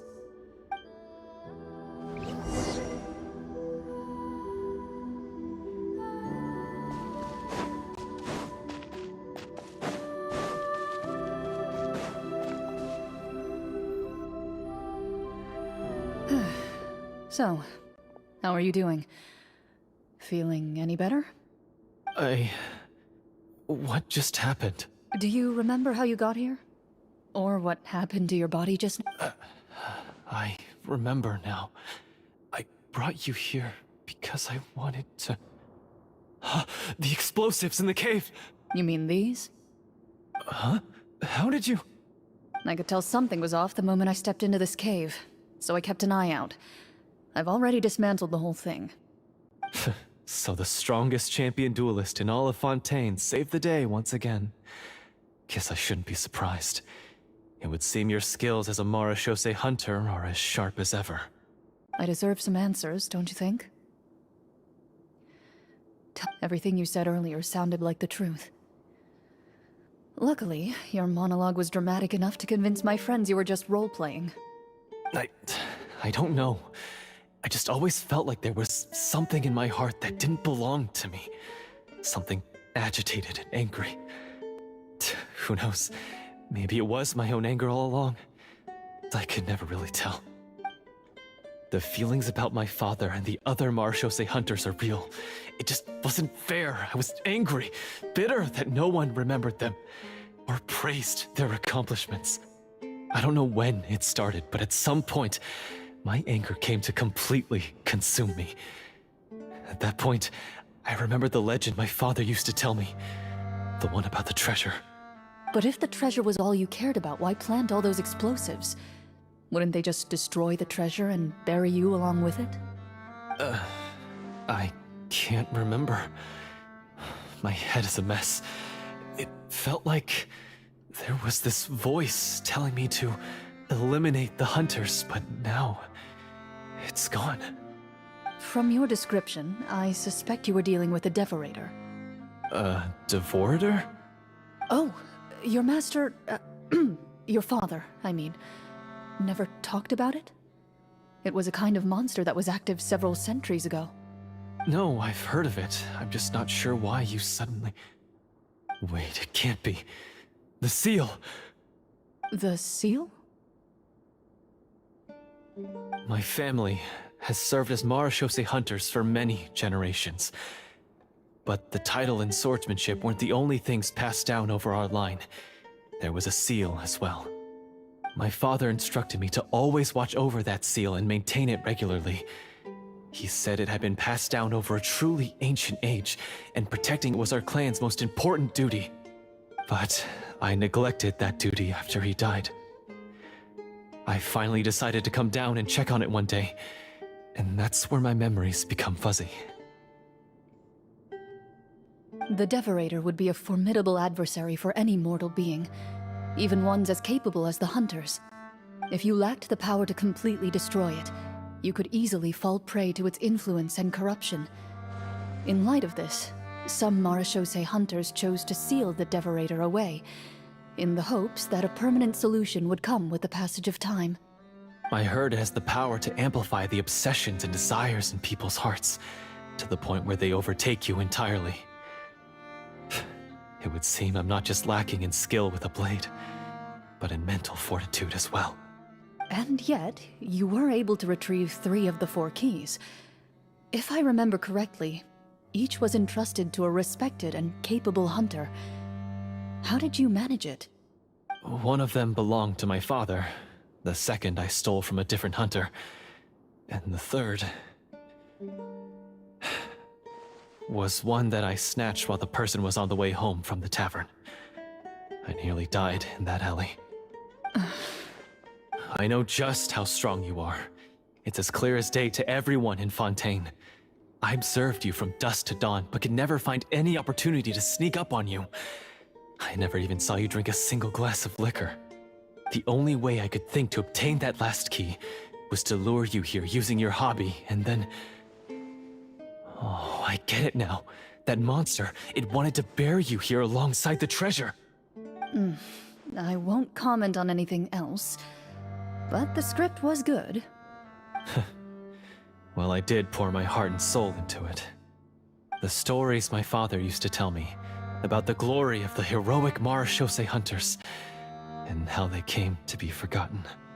It's more than just a story. Huh? You're proud to be a hunter. You're still holding onto that part of yourself, no matter how small. I have done so many despicable things. I have nothing to be proud of. Then explain the purpose of the evil sorcerer in your story. Isn't he the true antagonist? The one who sought nothing but his own gain, and used the people as pawns to attain it? But I've already tainted my sword. I no longer have any right to... Wake up, Florian. Remember how you introduced yourself earlier. Do you really think the hunters acted out of a desire for honor and glory? Or to be loved and acknowledged by the people? What did your father teach you about our order? You do not wield your sword for yourself, but to protect those you serve. There's nothing special about a blade. It's the intentions of the wielder that matter above all else. Do you still not understand? Even after seeing the treasure for yourself? The contents of that room, they represent the true legacy the hunters left behind. You're right. I am a Marechaussee hunter. It's time for me to redeem, no, to finally serve the people I vowed to protect all along. I wouldn't be so quick to push aside the need for redemption. I know. That's a charge I won't bother to defend myself against. Good. Then, come with me, and help me see the script through to the end. Huh? See the script through to the end? But there's no more script left. Never finished it, huh? No, I mean, I wrote the script with the sole purpose of luring you all here. There was no reason to write beyond this point. Then we'll just have to keep writing it. The evil sorcerer still needs to be defeated. You mean the Devorator? Are you saying I have to make up the rest of the script as we go along? Is that really so hard? You've already written most of it. Surely you can write an ending where the hunters win and justice prevails. I'll be there to help you too. You aren't afraid your party will fall into danger? I know what my friends are capable of, and they're all quite skilled. Besides, I need their help. Then, are you going to tell them the truth about all this? I don't intend to spoil the fun. Sometimes, protecting dreams and fantasies is more important than exposing the truth. Don't you think?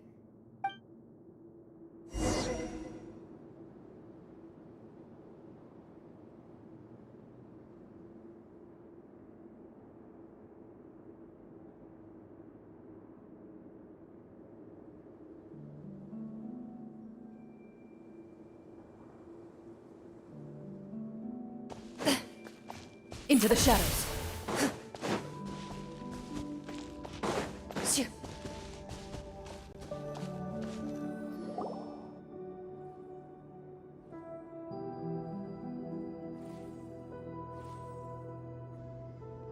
They're back! That took a while. Ahem!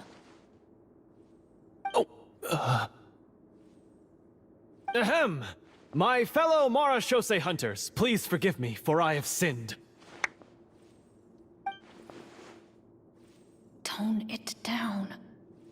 Sorry. After crossing swords with you and witnessing your courage in battle, I've rediscovered my true self and regained. Oh, I confess, I was brainwashed by the evil sorcerer. He asked me to lure you here so he could bury you in this cave. that little... Wait, you're saying all of that wasn't you, but the evil sorcerer? That's right. He's adept at manipulating the hearts and minds of the people. I fell under his influence because I did not possess a strong... Huh. And how are you going to prove that you're a changed man? We're not going to fall for the same trap twice. To be perfectly honest, I only came to my senses after seeing the treasure. It reminded me of my father's past teachings. The treasure was actually...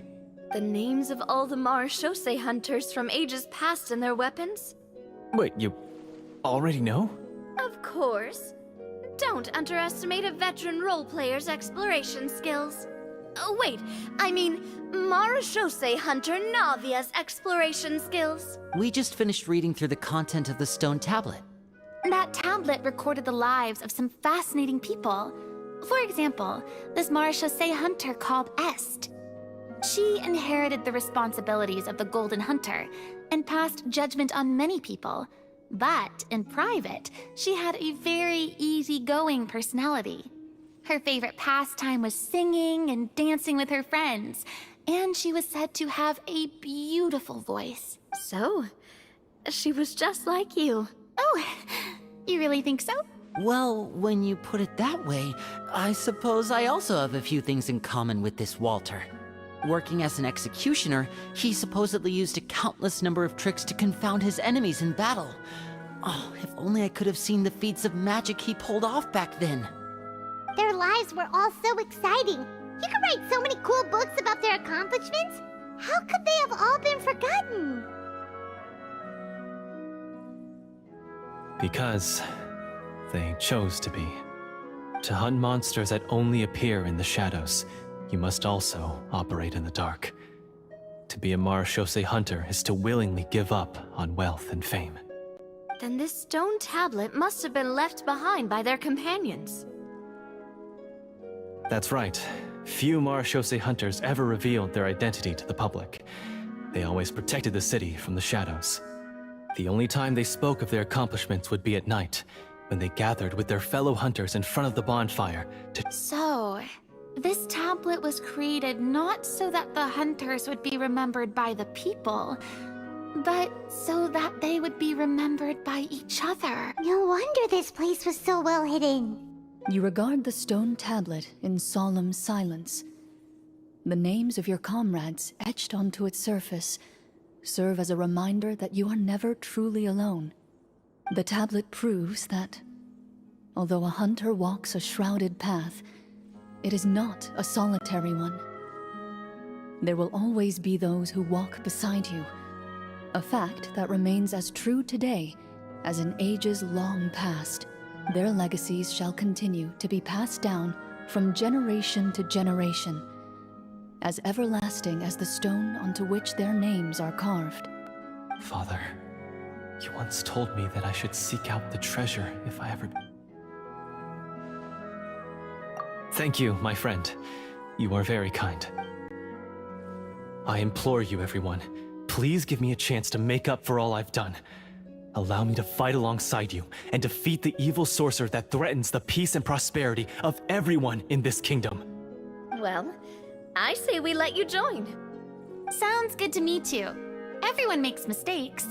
What matters is what you do to make up. I have no objections, but... Mr. Florian, do you even know how to defeat the evil sorcerer? When he took over my mind, I gained some insight into his thoughts. Every time I thought of the treasure, he reacted with a strong sense of fear. Huh? He's afraid of the treasure? But there's nothing here except some broken weapons and the stone tablet! What if the secret's hidden inside these weapons? GM, permission to investigate.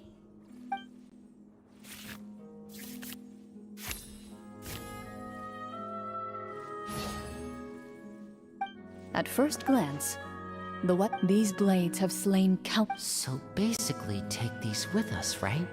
I'll take this weapon, since it used to belong to Est.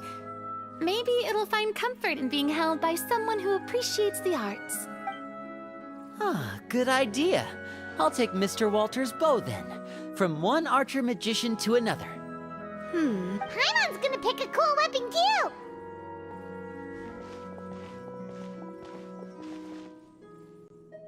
As you grip your weapons, you can almost feel the will of past hunters coursing through your being. It's a feeling of courage, determination. A silent vow passed down from generation to generation that said,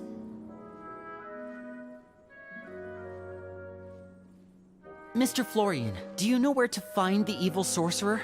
I was able to see his surroundings when our minds were connected. I believe he's currently hiding out at the church in the kingdom. We must be extremely careful. He's spent so long living among monsters that he's now taken the form of one. He will not be easily defeated. Then why don't we explore some more and try to find some higher level gear? We don't want to just fight him and lose, right? No, we have to strike now. He was greatly weakened when I managed to break out of his control. If we let him rest, he might have time to escape. I agree with Mr. Florian. We've got to act while we have the advantage. Don't forget, the people of the capital are counting on us. Yeah, now that we've got a plan, there's no point in waiting. The longer this drags on, the worse it will be for everybody. Yes, that's what's called... Yes, that's exactly right. Alright, you've persuaded Paimon. Mr. Florian, please, lead the way. Of course.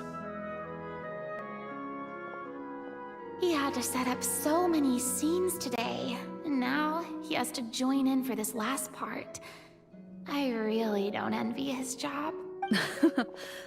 Finally, you decide to slay the evil sorcerer and bring peace back to the kingdom once and for all. As you walk away, you feel the gaze of the stone tablet at your back, as if all the hunters of the past are wishing you success in the battle ahead and awaiting your triumphant return.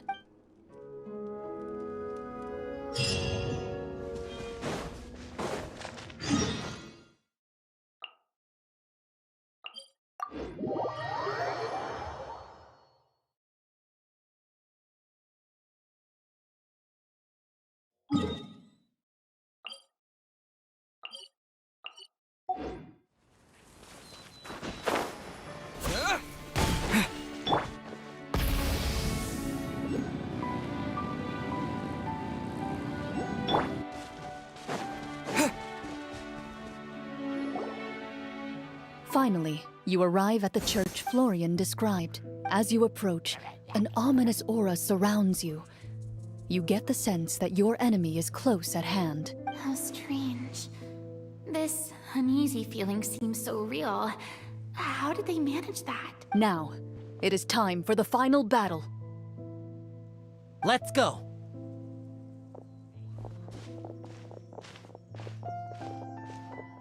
Florian, wait.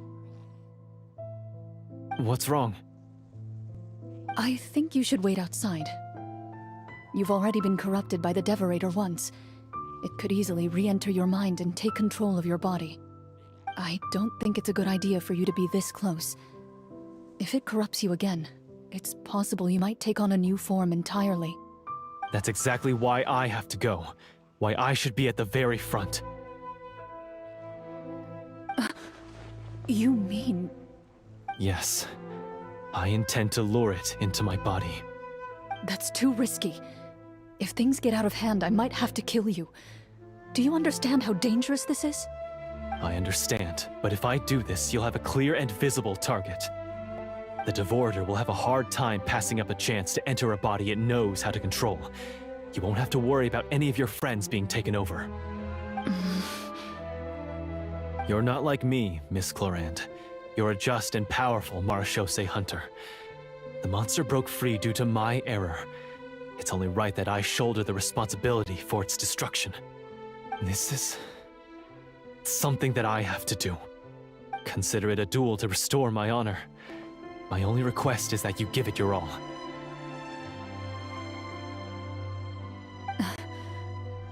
I understand.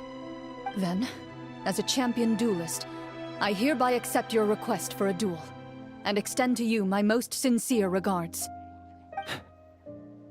Thank you. The battle is now upon us. Let the Devorator once again tremble under the blade of the marechaussee hunters.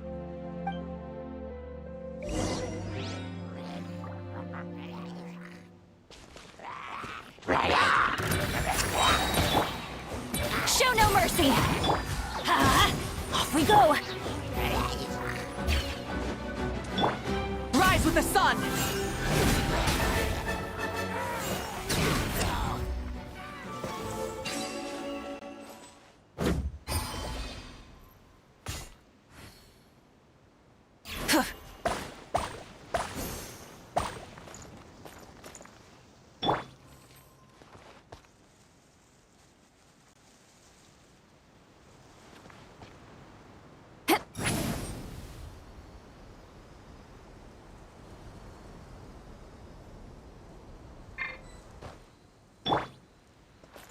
Full throttle!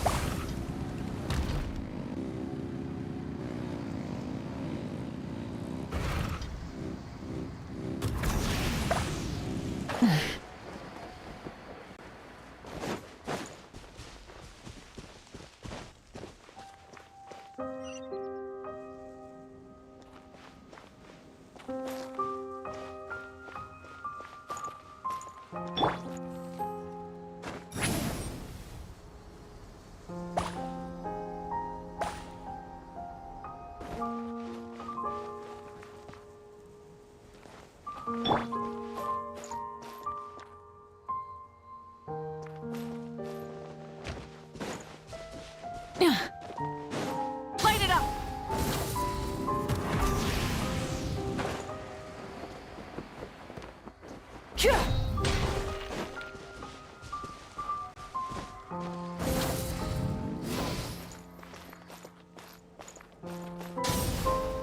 Full throttle!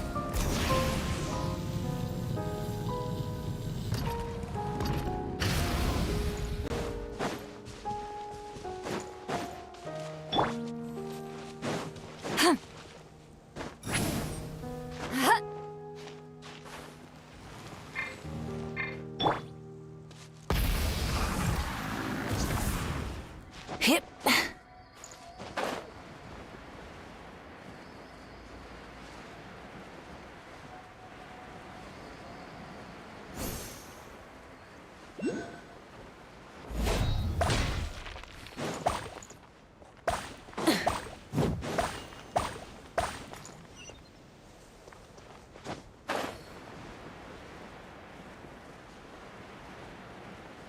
Yeah.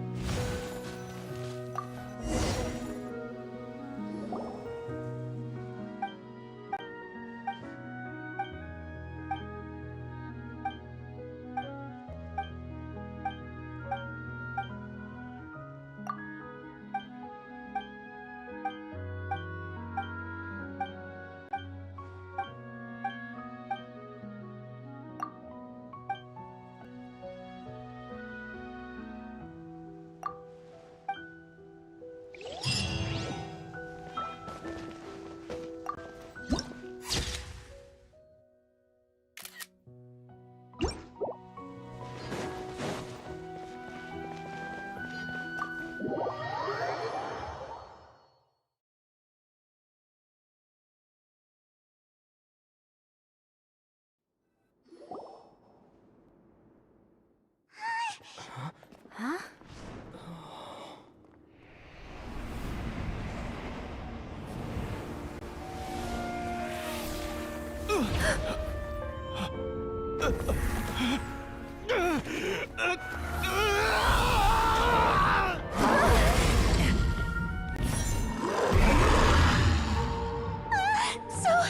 So lifelike.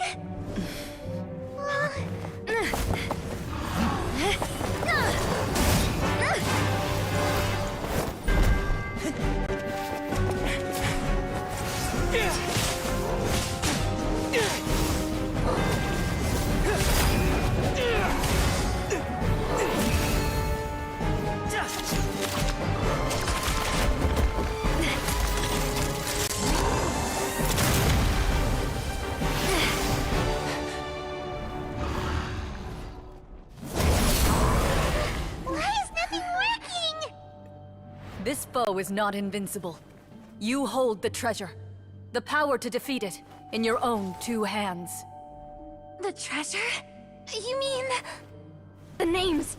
It's the Marechaussee Hunters' names! How are we supposed to... You forget, Paimon? There's still one skill we saved until the very end. Hunters fight not for fame, but to aid the people whenever they are summoned. Walter the Marechaussee Hunter, master of 1,000 tricks, executioner of the Phantom Hunters, I call for aid! Est, the Marechaussee Hunter, inheritor of Cassiodor's will, judge of the Shadow Hunters. Answer my call!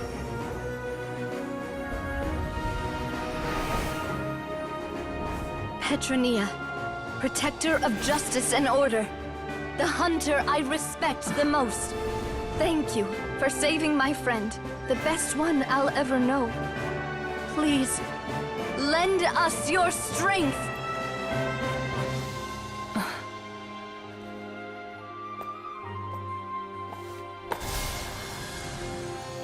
We have come to answer your summons.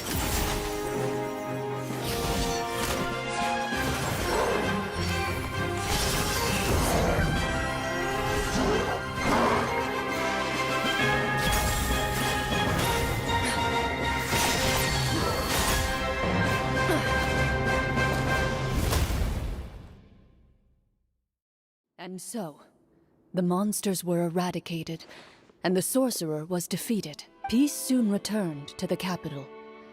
Those in the court, manipulated by the sorcerer, also recognized the errors of their ways. Some remembered the names of the heroes who saved their kingdom, but others simply continued their lives none the wiser. Such is the story of the Marechaussee Hunters. They pursue the phantoms in the darkness and exterminate all who pose a threat. They will always protect the city and those within it, even should all memory of their accomplishments be forgotten by the very people they serve. I am assuming we've finally reached the end of the script. Yes, you've reached one of the better endings. It's a pretty solid story overall. I thought it was just an ordinary adventure at first, but the further we got into it, the more impressed I became with the production and the plot. That final battle especially! All the effects were super realistic.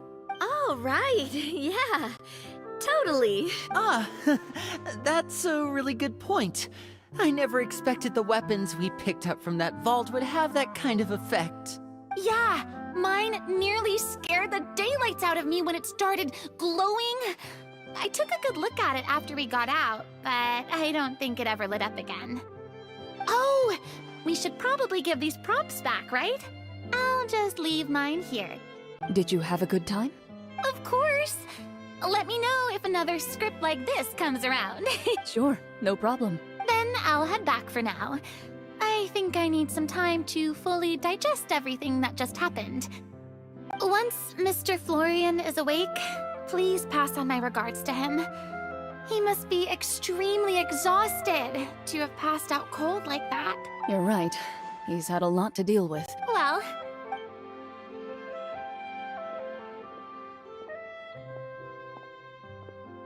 Okay, so, can I ask now, I think it should be fine, yeah. what in the world was going on back there? So you saw through all of that? That time in the cave when you told us to close our eyes, it'd be weirder if we didn't notice anything. I was dying of curiosity the entire time. I mean, you did a pretty bang-up job of pretending nothing had gone wrong. Farina actually looked like she thought all of it was planned. Guess none of us wanted to be the one to break the illusion. What are you all talking about? Oh, wait. Don't tell me you never... Ugh, this is all my fault. It's not too late to cover your ears. Here, partner, I'll do it for you. Bit late for that, don't you think? You're saying everything that happened back there wasn't actually part of the script? It's probably more accurate to say this was never a real scripted story to begin with. What?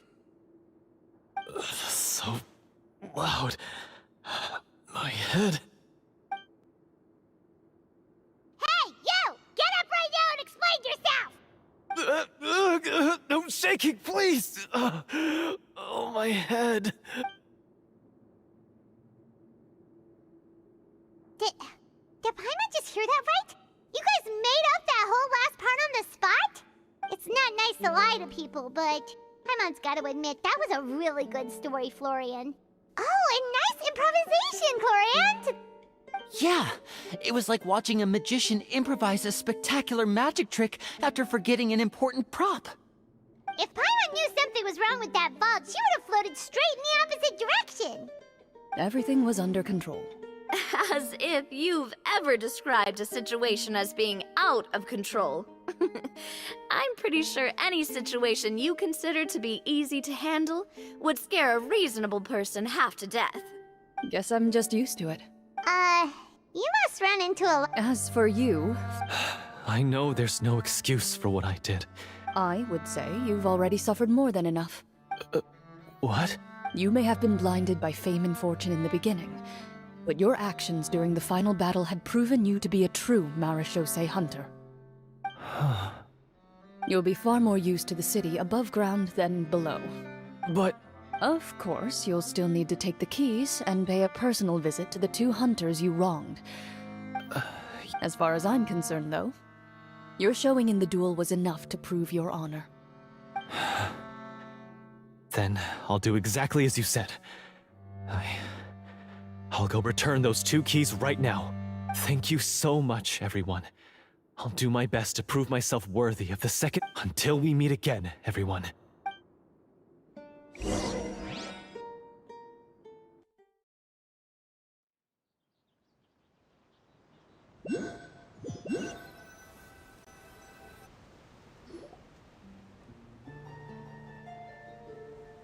Speaking of Marechaussee hunters, what should we do about the treasure in that cave? Leave it be. Are you sure? We could show it to people, make it so that the hunters are remembered. Don't you want that? No. Every name on that tablet made the same choice. All hunters know what the path entails. I am no exception. My identity as a Marechaussee hunter is not something I need people to remember. I wish only to be recognized as a champion duelist. Nothing more. That's certainly very different from the path of a magician. Still, I admire your decision. Wait! Paimon just remembered something. If there were no special effects involved, why did our weapons begin to glow during the battle? That's because the Marechaussee hunters of ages past would often imbue their weapons with special enchantments to suppress the monsters. Whenever a monster was nearby, their weapons would start to glow. Oh, so that's why they had an effect on that guy near the end. I really thought the summons were doing all the work. Well, I'm sure the summons were a part of it too. Oh? How so? This particular devorator probably hailed from the same era as the hunters we saw in the room. The names you recited all belonged to the bravest hunters. Countless monsters fell to their blades. That's likely why the devorator visibly reacted when you said them out loud. So the names held the power all along! Navia. Everything you said during your summon. Huh? Oh, I meant what I said. I mean, it was true to my character, so yeah, I'm glad you heard it. Just don't make me repeat myself. It's embarrassing. I really appreciated those words. All right. Don't get all sentimental on me. Anyway, let's not talk about that anymore. I'm going to go on ahead. Don't fall too far behind now. She ran off! I should probably head back as well. This story was truly incredible. I might have to spend the whole night telling my siblings all about it. Goodbye. Traveler. Should your name and deeds be forgotten, what do you think the significance of your journey will be? I suppose the significance would be the journey itself and the world we helped create. There's still value in the time I shared with everyone here, in the things we were able to accomplish, even if no one remembers them. A great answer. I'll remember it. Me? The Marachose hunter says nothing in response to that question. Perhaps her answer lies in her silence. An unspoken vow left to echo through the night. The path she walks needs no explanation.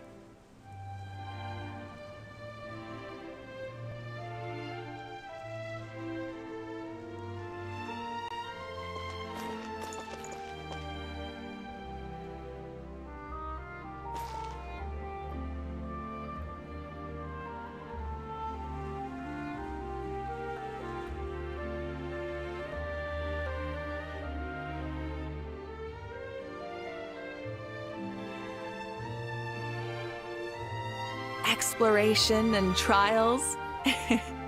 Adventuring is right up my alley.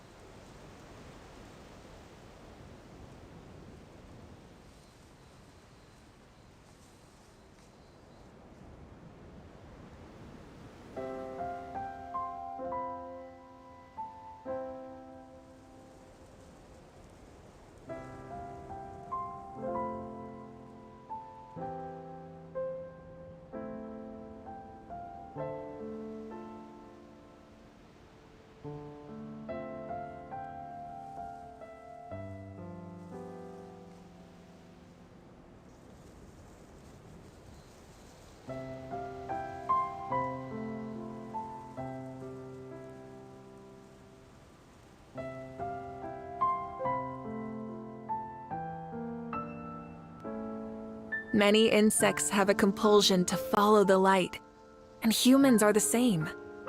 Except we call that light hope. Exploration and trials. Adventuring is right up my alley.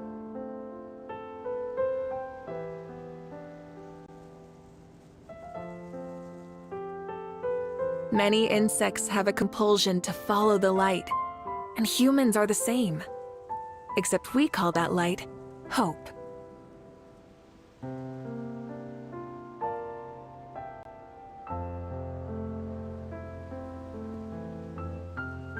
Exploration and trials. Adventuring is right up my alley. Rev the engines!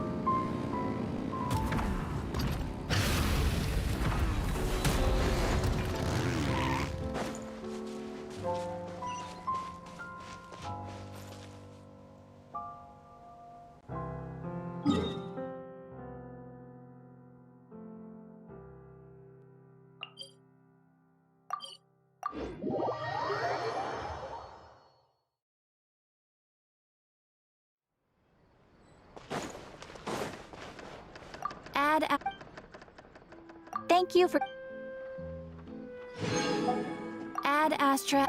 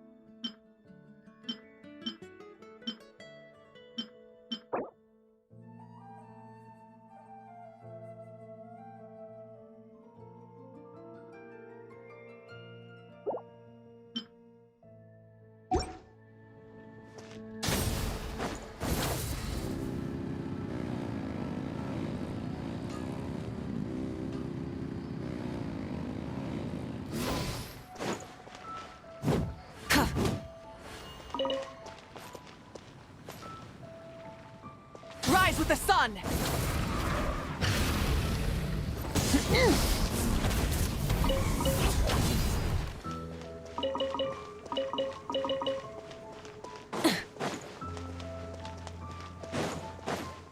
Full throttle!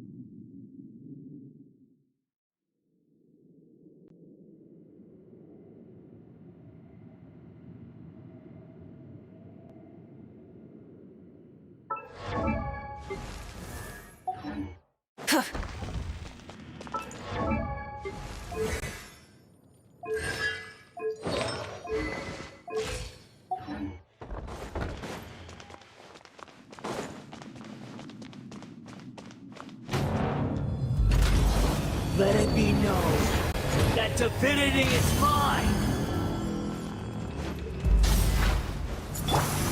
Going in!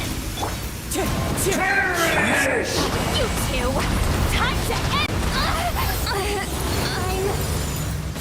sorry. Wordless insect.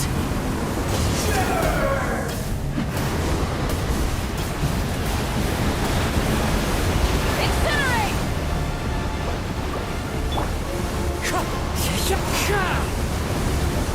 Fallen leaves, adorn my night! At my Burn command, it down! you shall fall!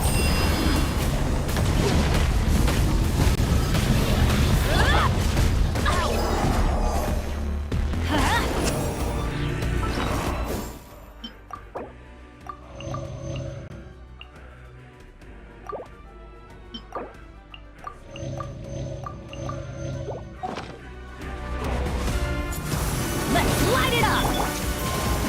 Perish! Light it up!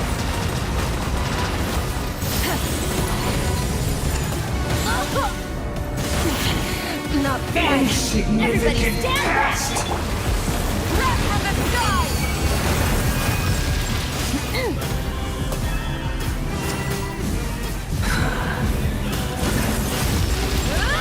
Rise with the sun! Feeble human!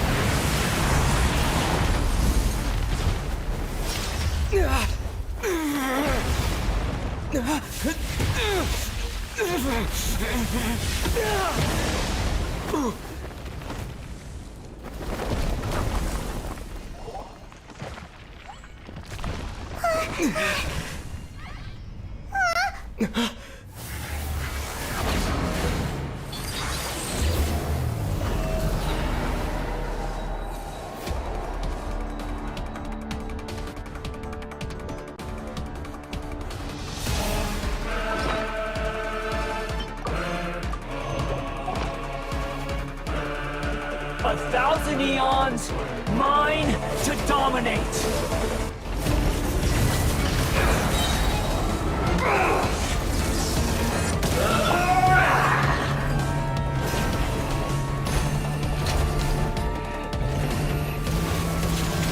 Adventure time!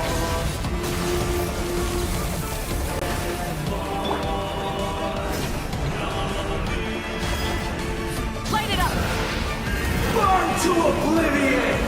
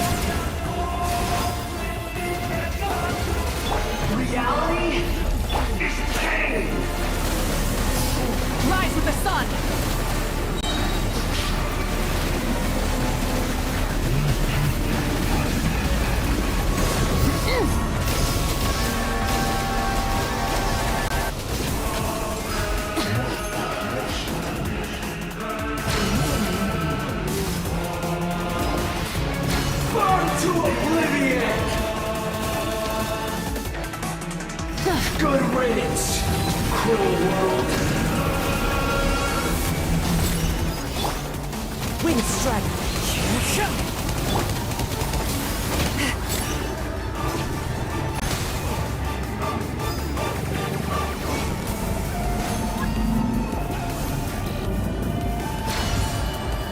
Not possible.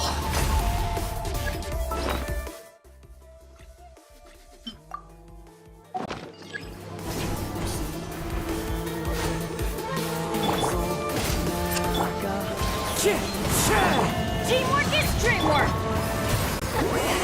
Suffer the wrath of the Pyroclastic Surge! I can't lose it all again.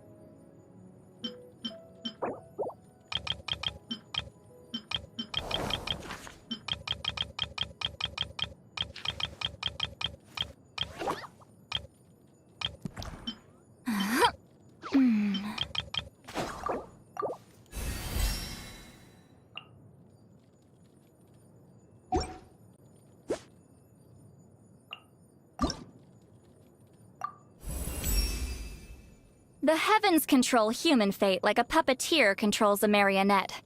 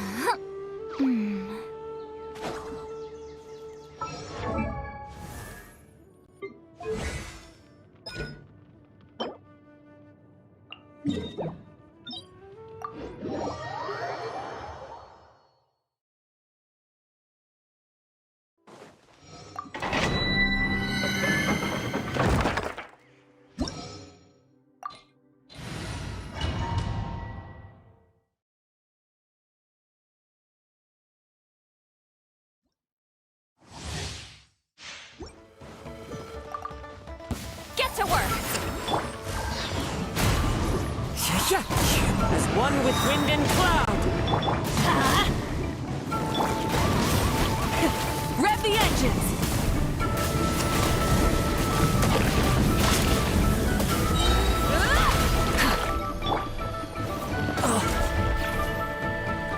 Into the wind!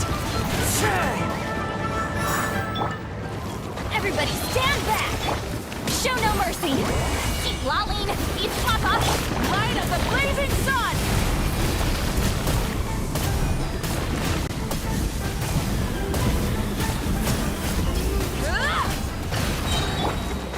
Clouds high, the birds call! Get to work! Let's light it up! Pyroclastic surge!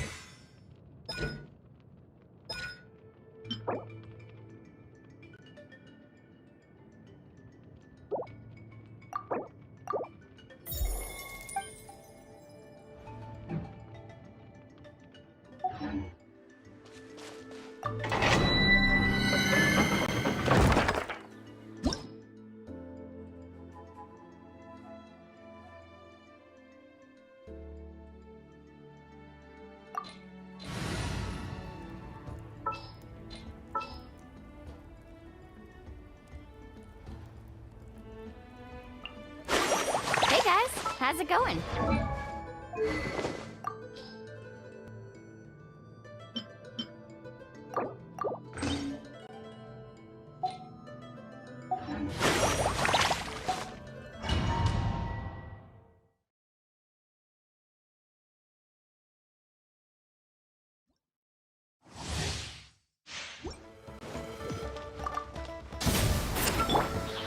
Let's ride!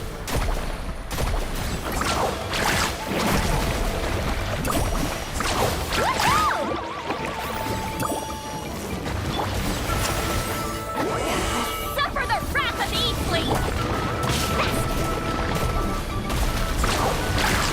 I got this!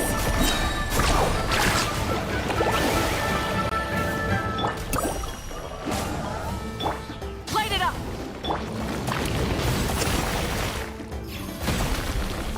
Off we go! I'm going in! Check this out! Best of luck!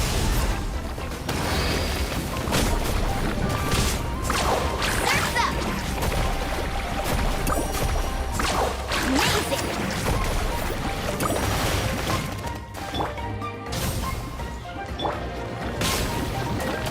Let's ride!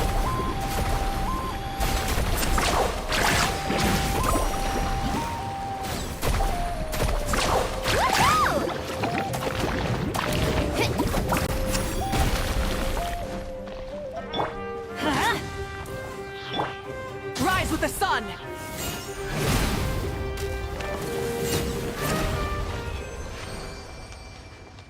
Try and stop me!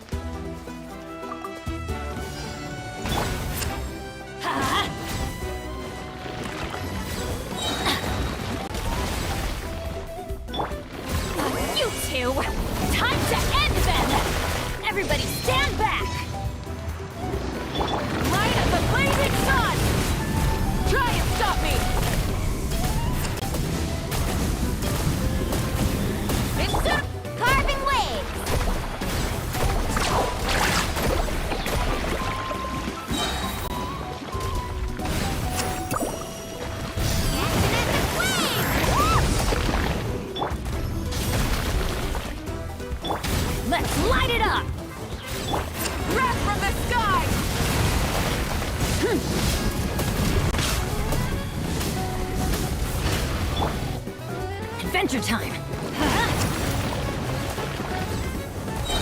I'm going in!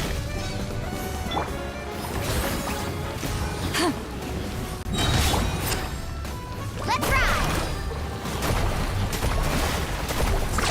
Surf's up!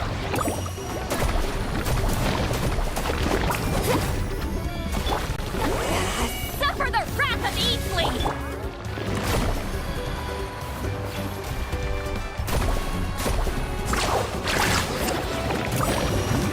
Need a surfboard? Light of the blazing sun!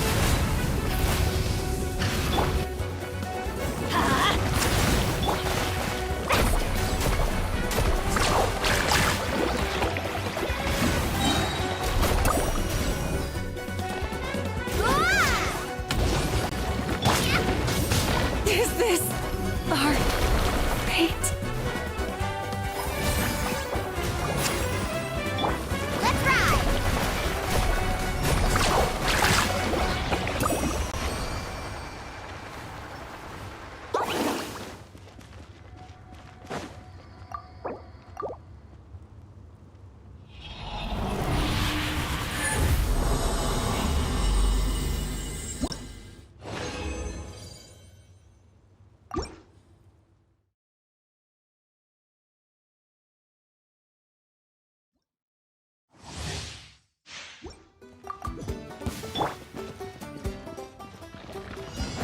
Teamwork is dreamwork! Check this out! Best of luck! Carving waves!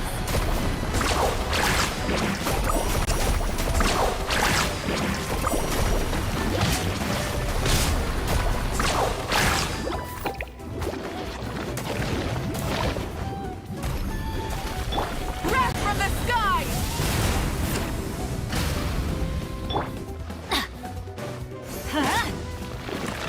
Adventure time! Off we go!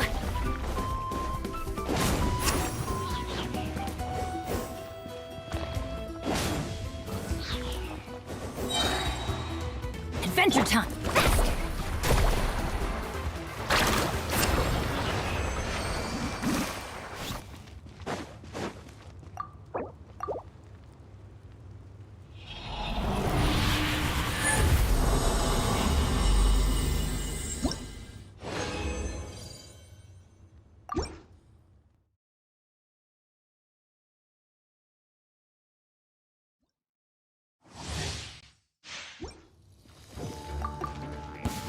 Carving waves!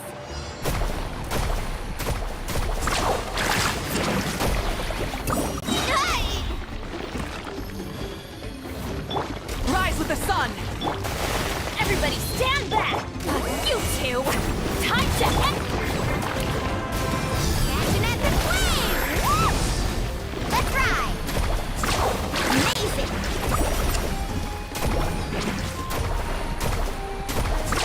Surf's up! Pyroclastic surge! Full throttle! Carving waves! Woohoo!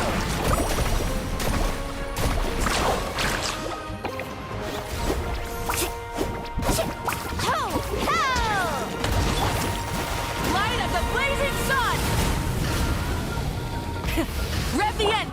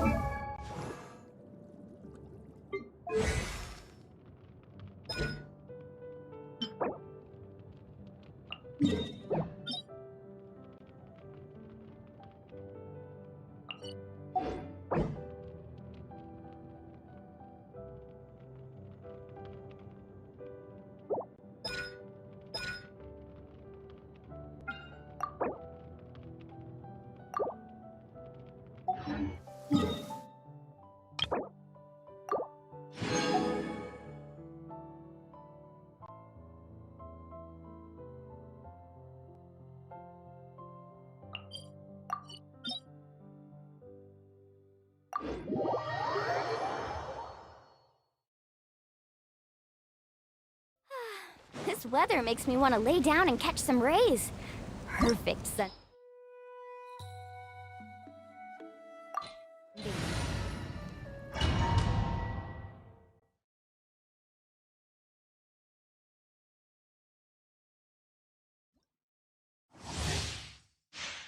Off we go.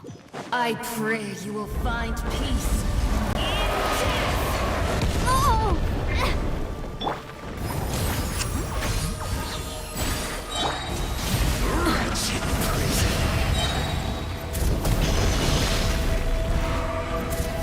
Incinerate!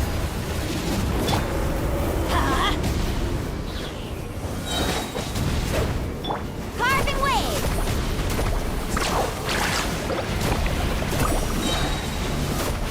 Oh, chill out! I'm going in!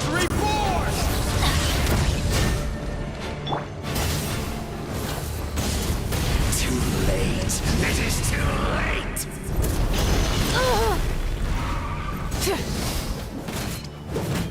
Annihilation. Check this out! That's the rush! Suffer the wrath of East with breath from the sky! Full throttle!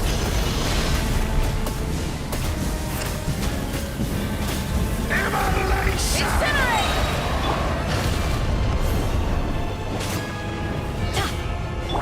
Faster!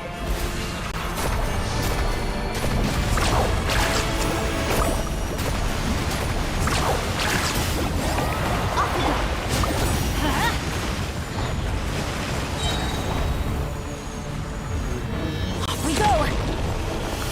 Don't worry, I got this.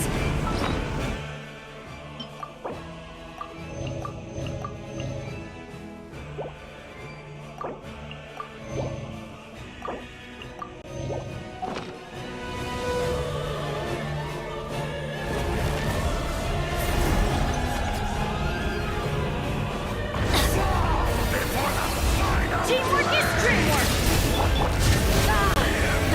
Light of the blazing sun!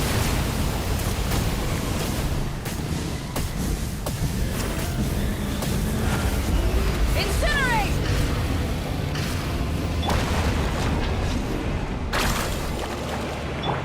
Let's light it up!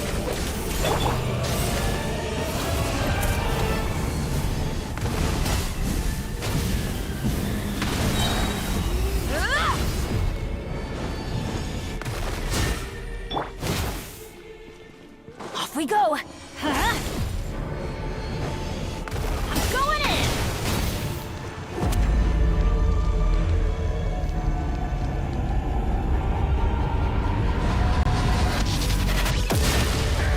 Benny's adventure team, I have failed you.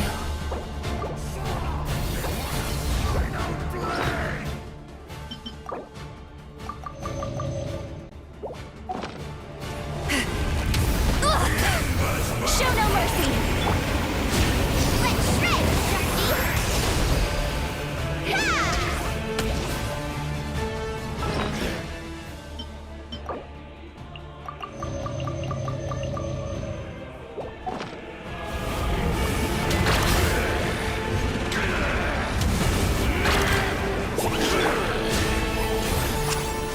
Clorinde, East Papa! Join me! Burn it down! Try and stop me! Pyroclastic surge!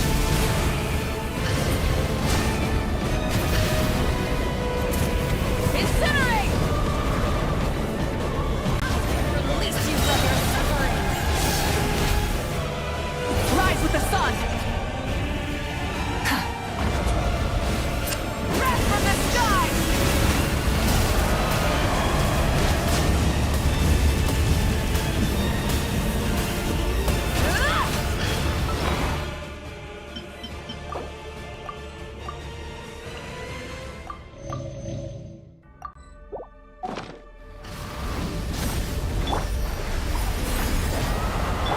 Carving waves! The light of the abyss.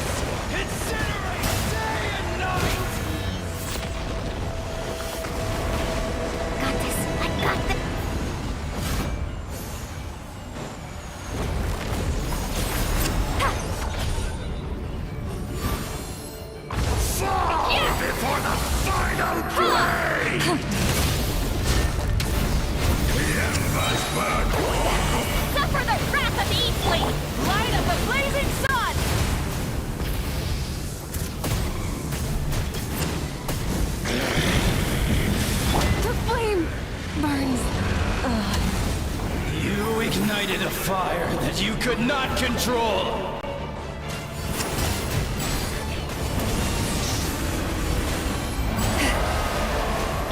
Take me!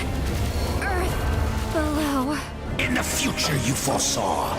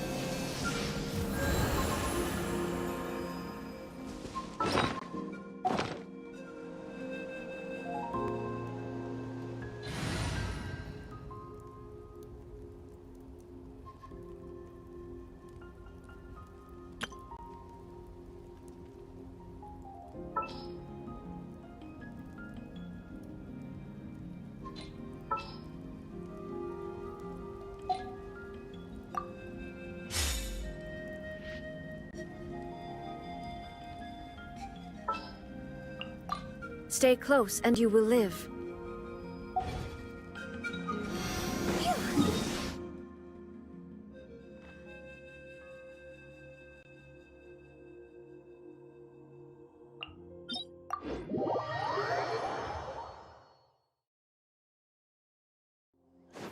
Huh?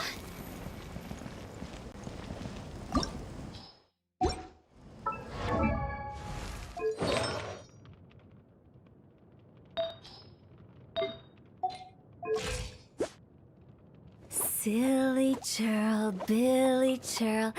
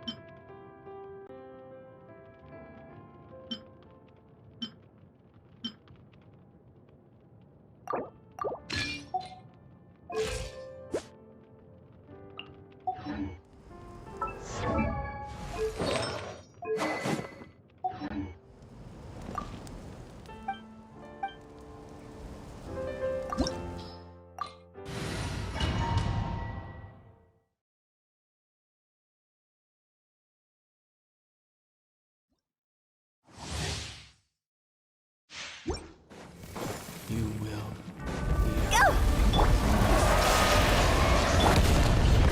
Shall hear the prophecy!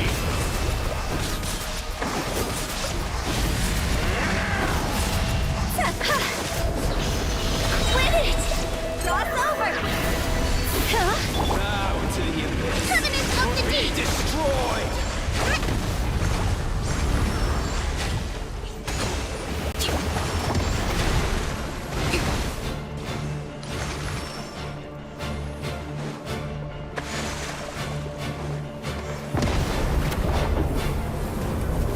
Hold the line!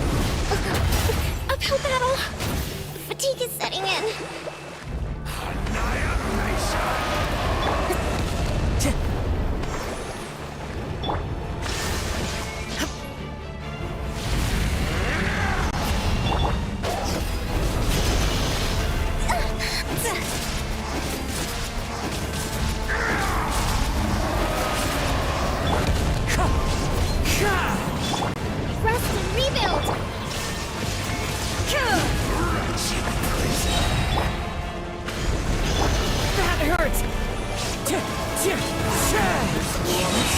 Fallen leaves, adorn my night! Torn to oblivion!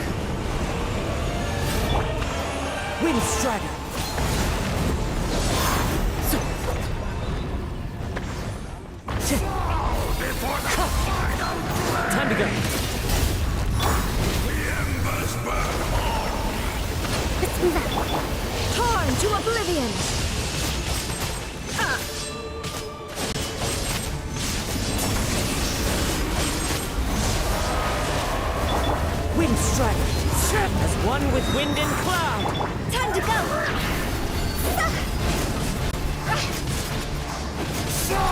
Before the final blade! The embers will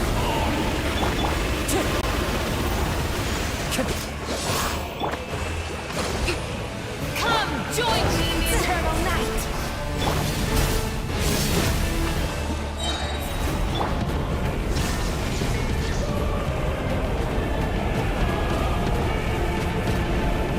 I can release you from your suffering!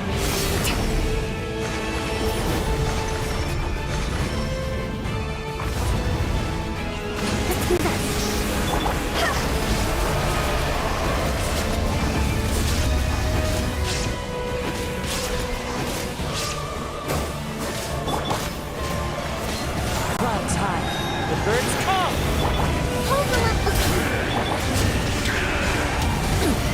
Insolent. Permanence of the deep!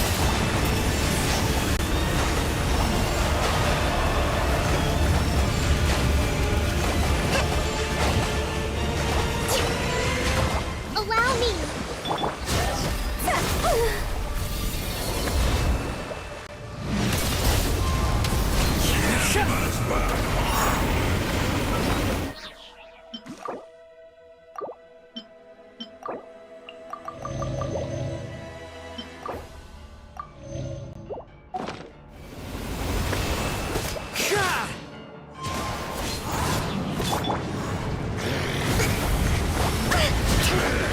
Hold the line! Fallen leaves, adorn my night! I'll remember.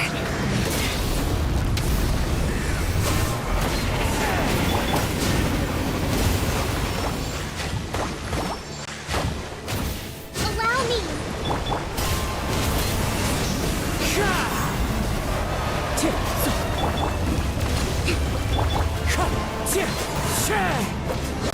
Time to go. Clouds high, the birds call! before the final blade! Torrent, bring refuge!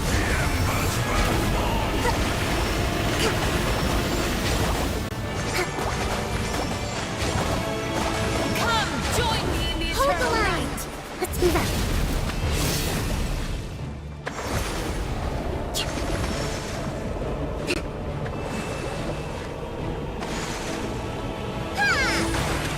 I can release you from your suffering!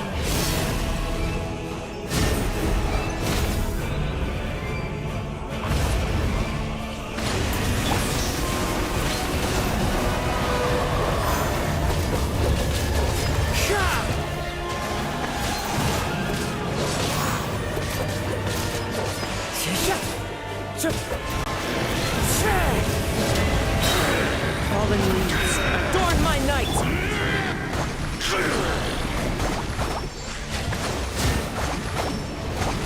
Let's move out.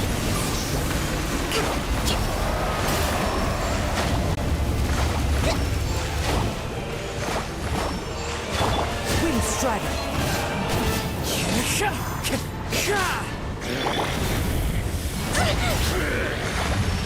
Time to switch tactics.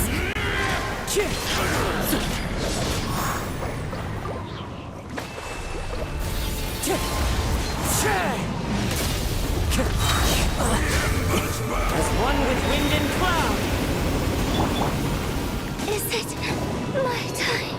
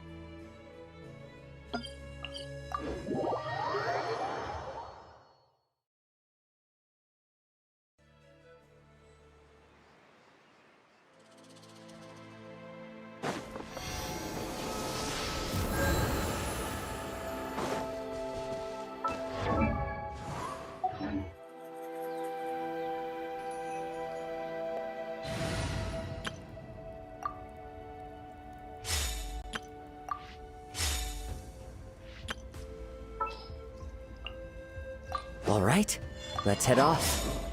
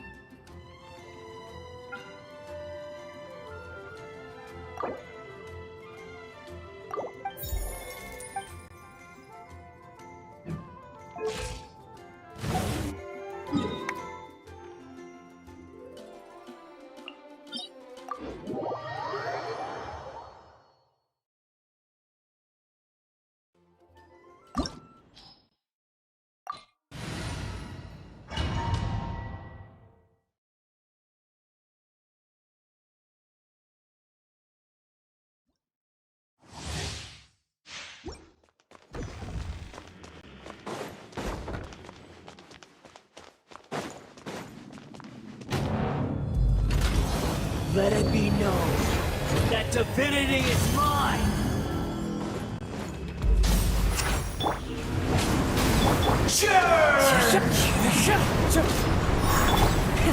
Rev the engines!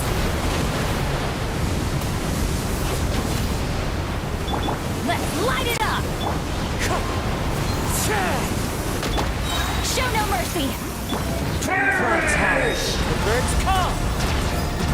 Wind strike!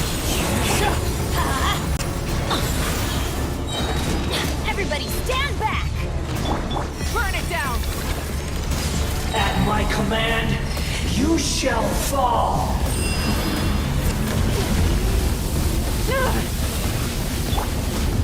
Let's light it up! Get to work! Feeble human! Papa! Pyroclastic surge! Fallen leaves, adorn my night! Show no mercy! Insignificant past! Light it up! Light up the blazing sun!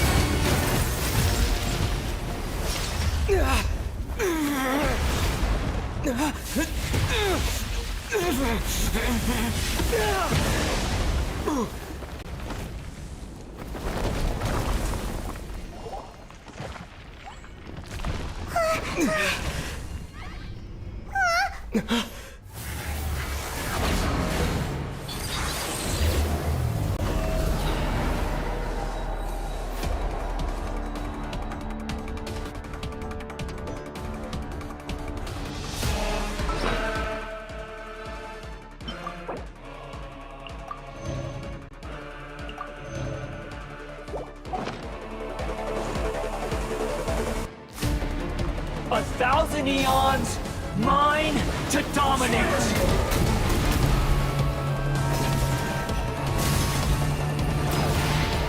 Burn to oblivion!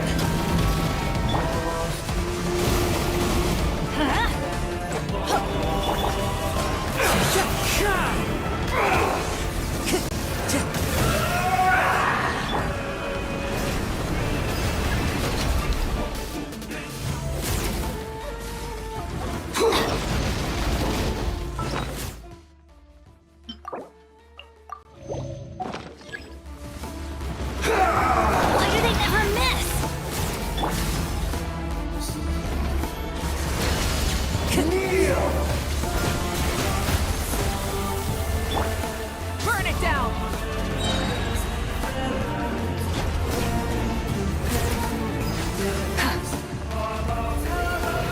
Reality is pain!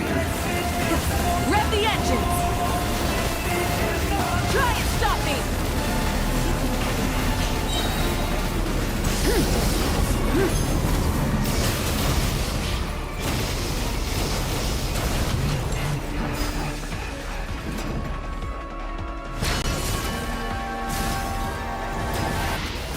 Burn to oblivion!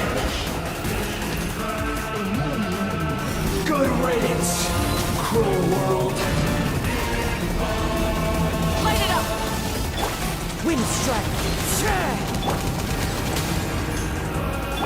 Fulfill our pact! Yeah!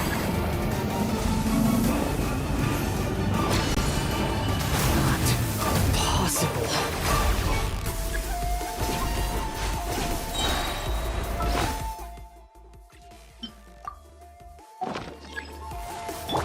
Rise with the sun! Let's light it up! Everybody stand back! Show no mercy! You two! Time to end this wrath from the sky! I can't lose it all again.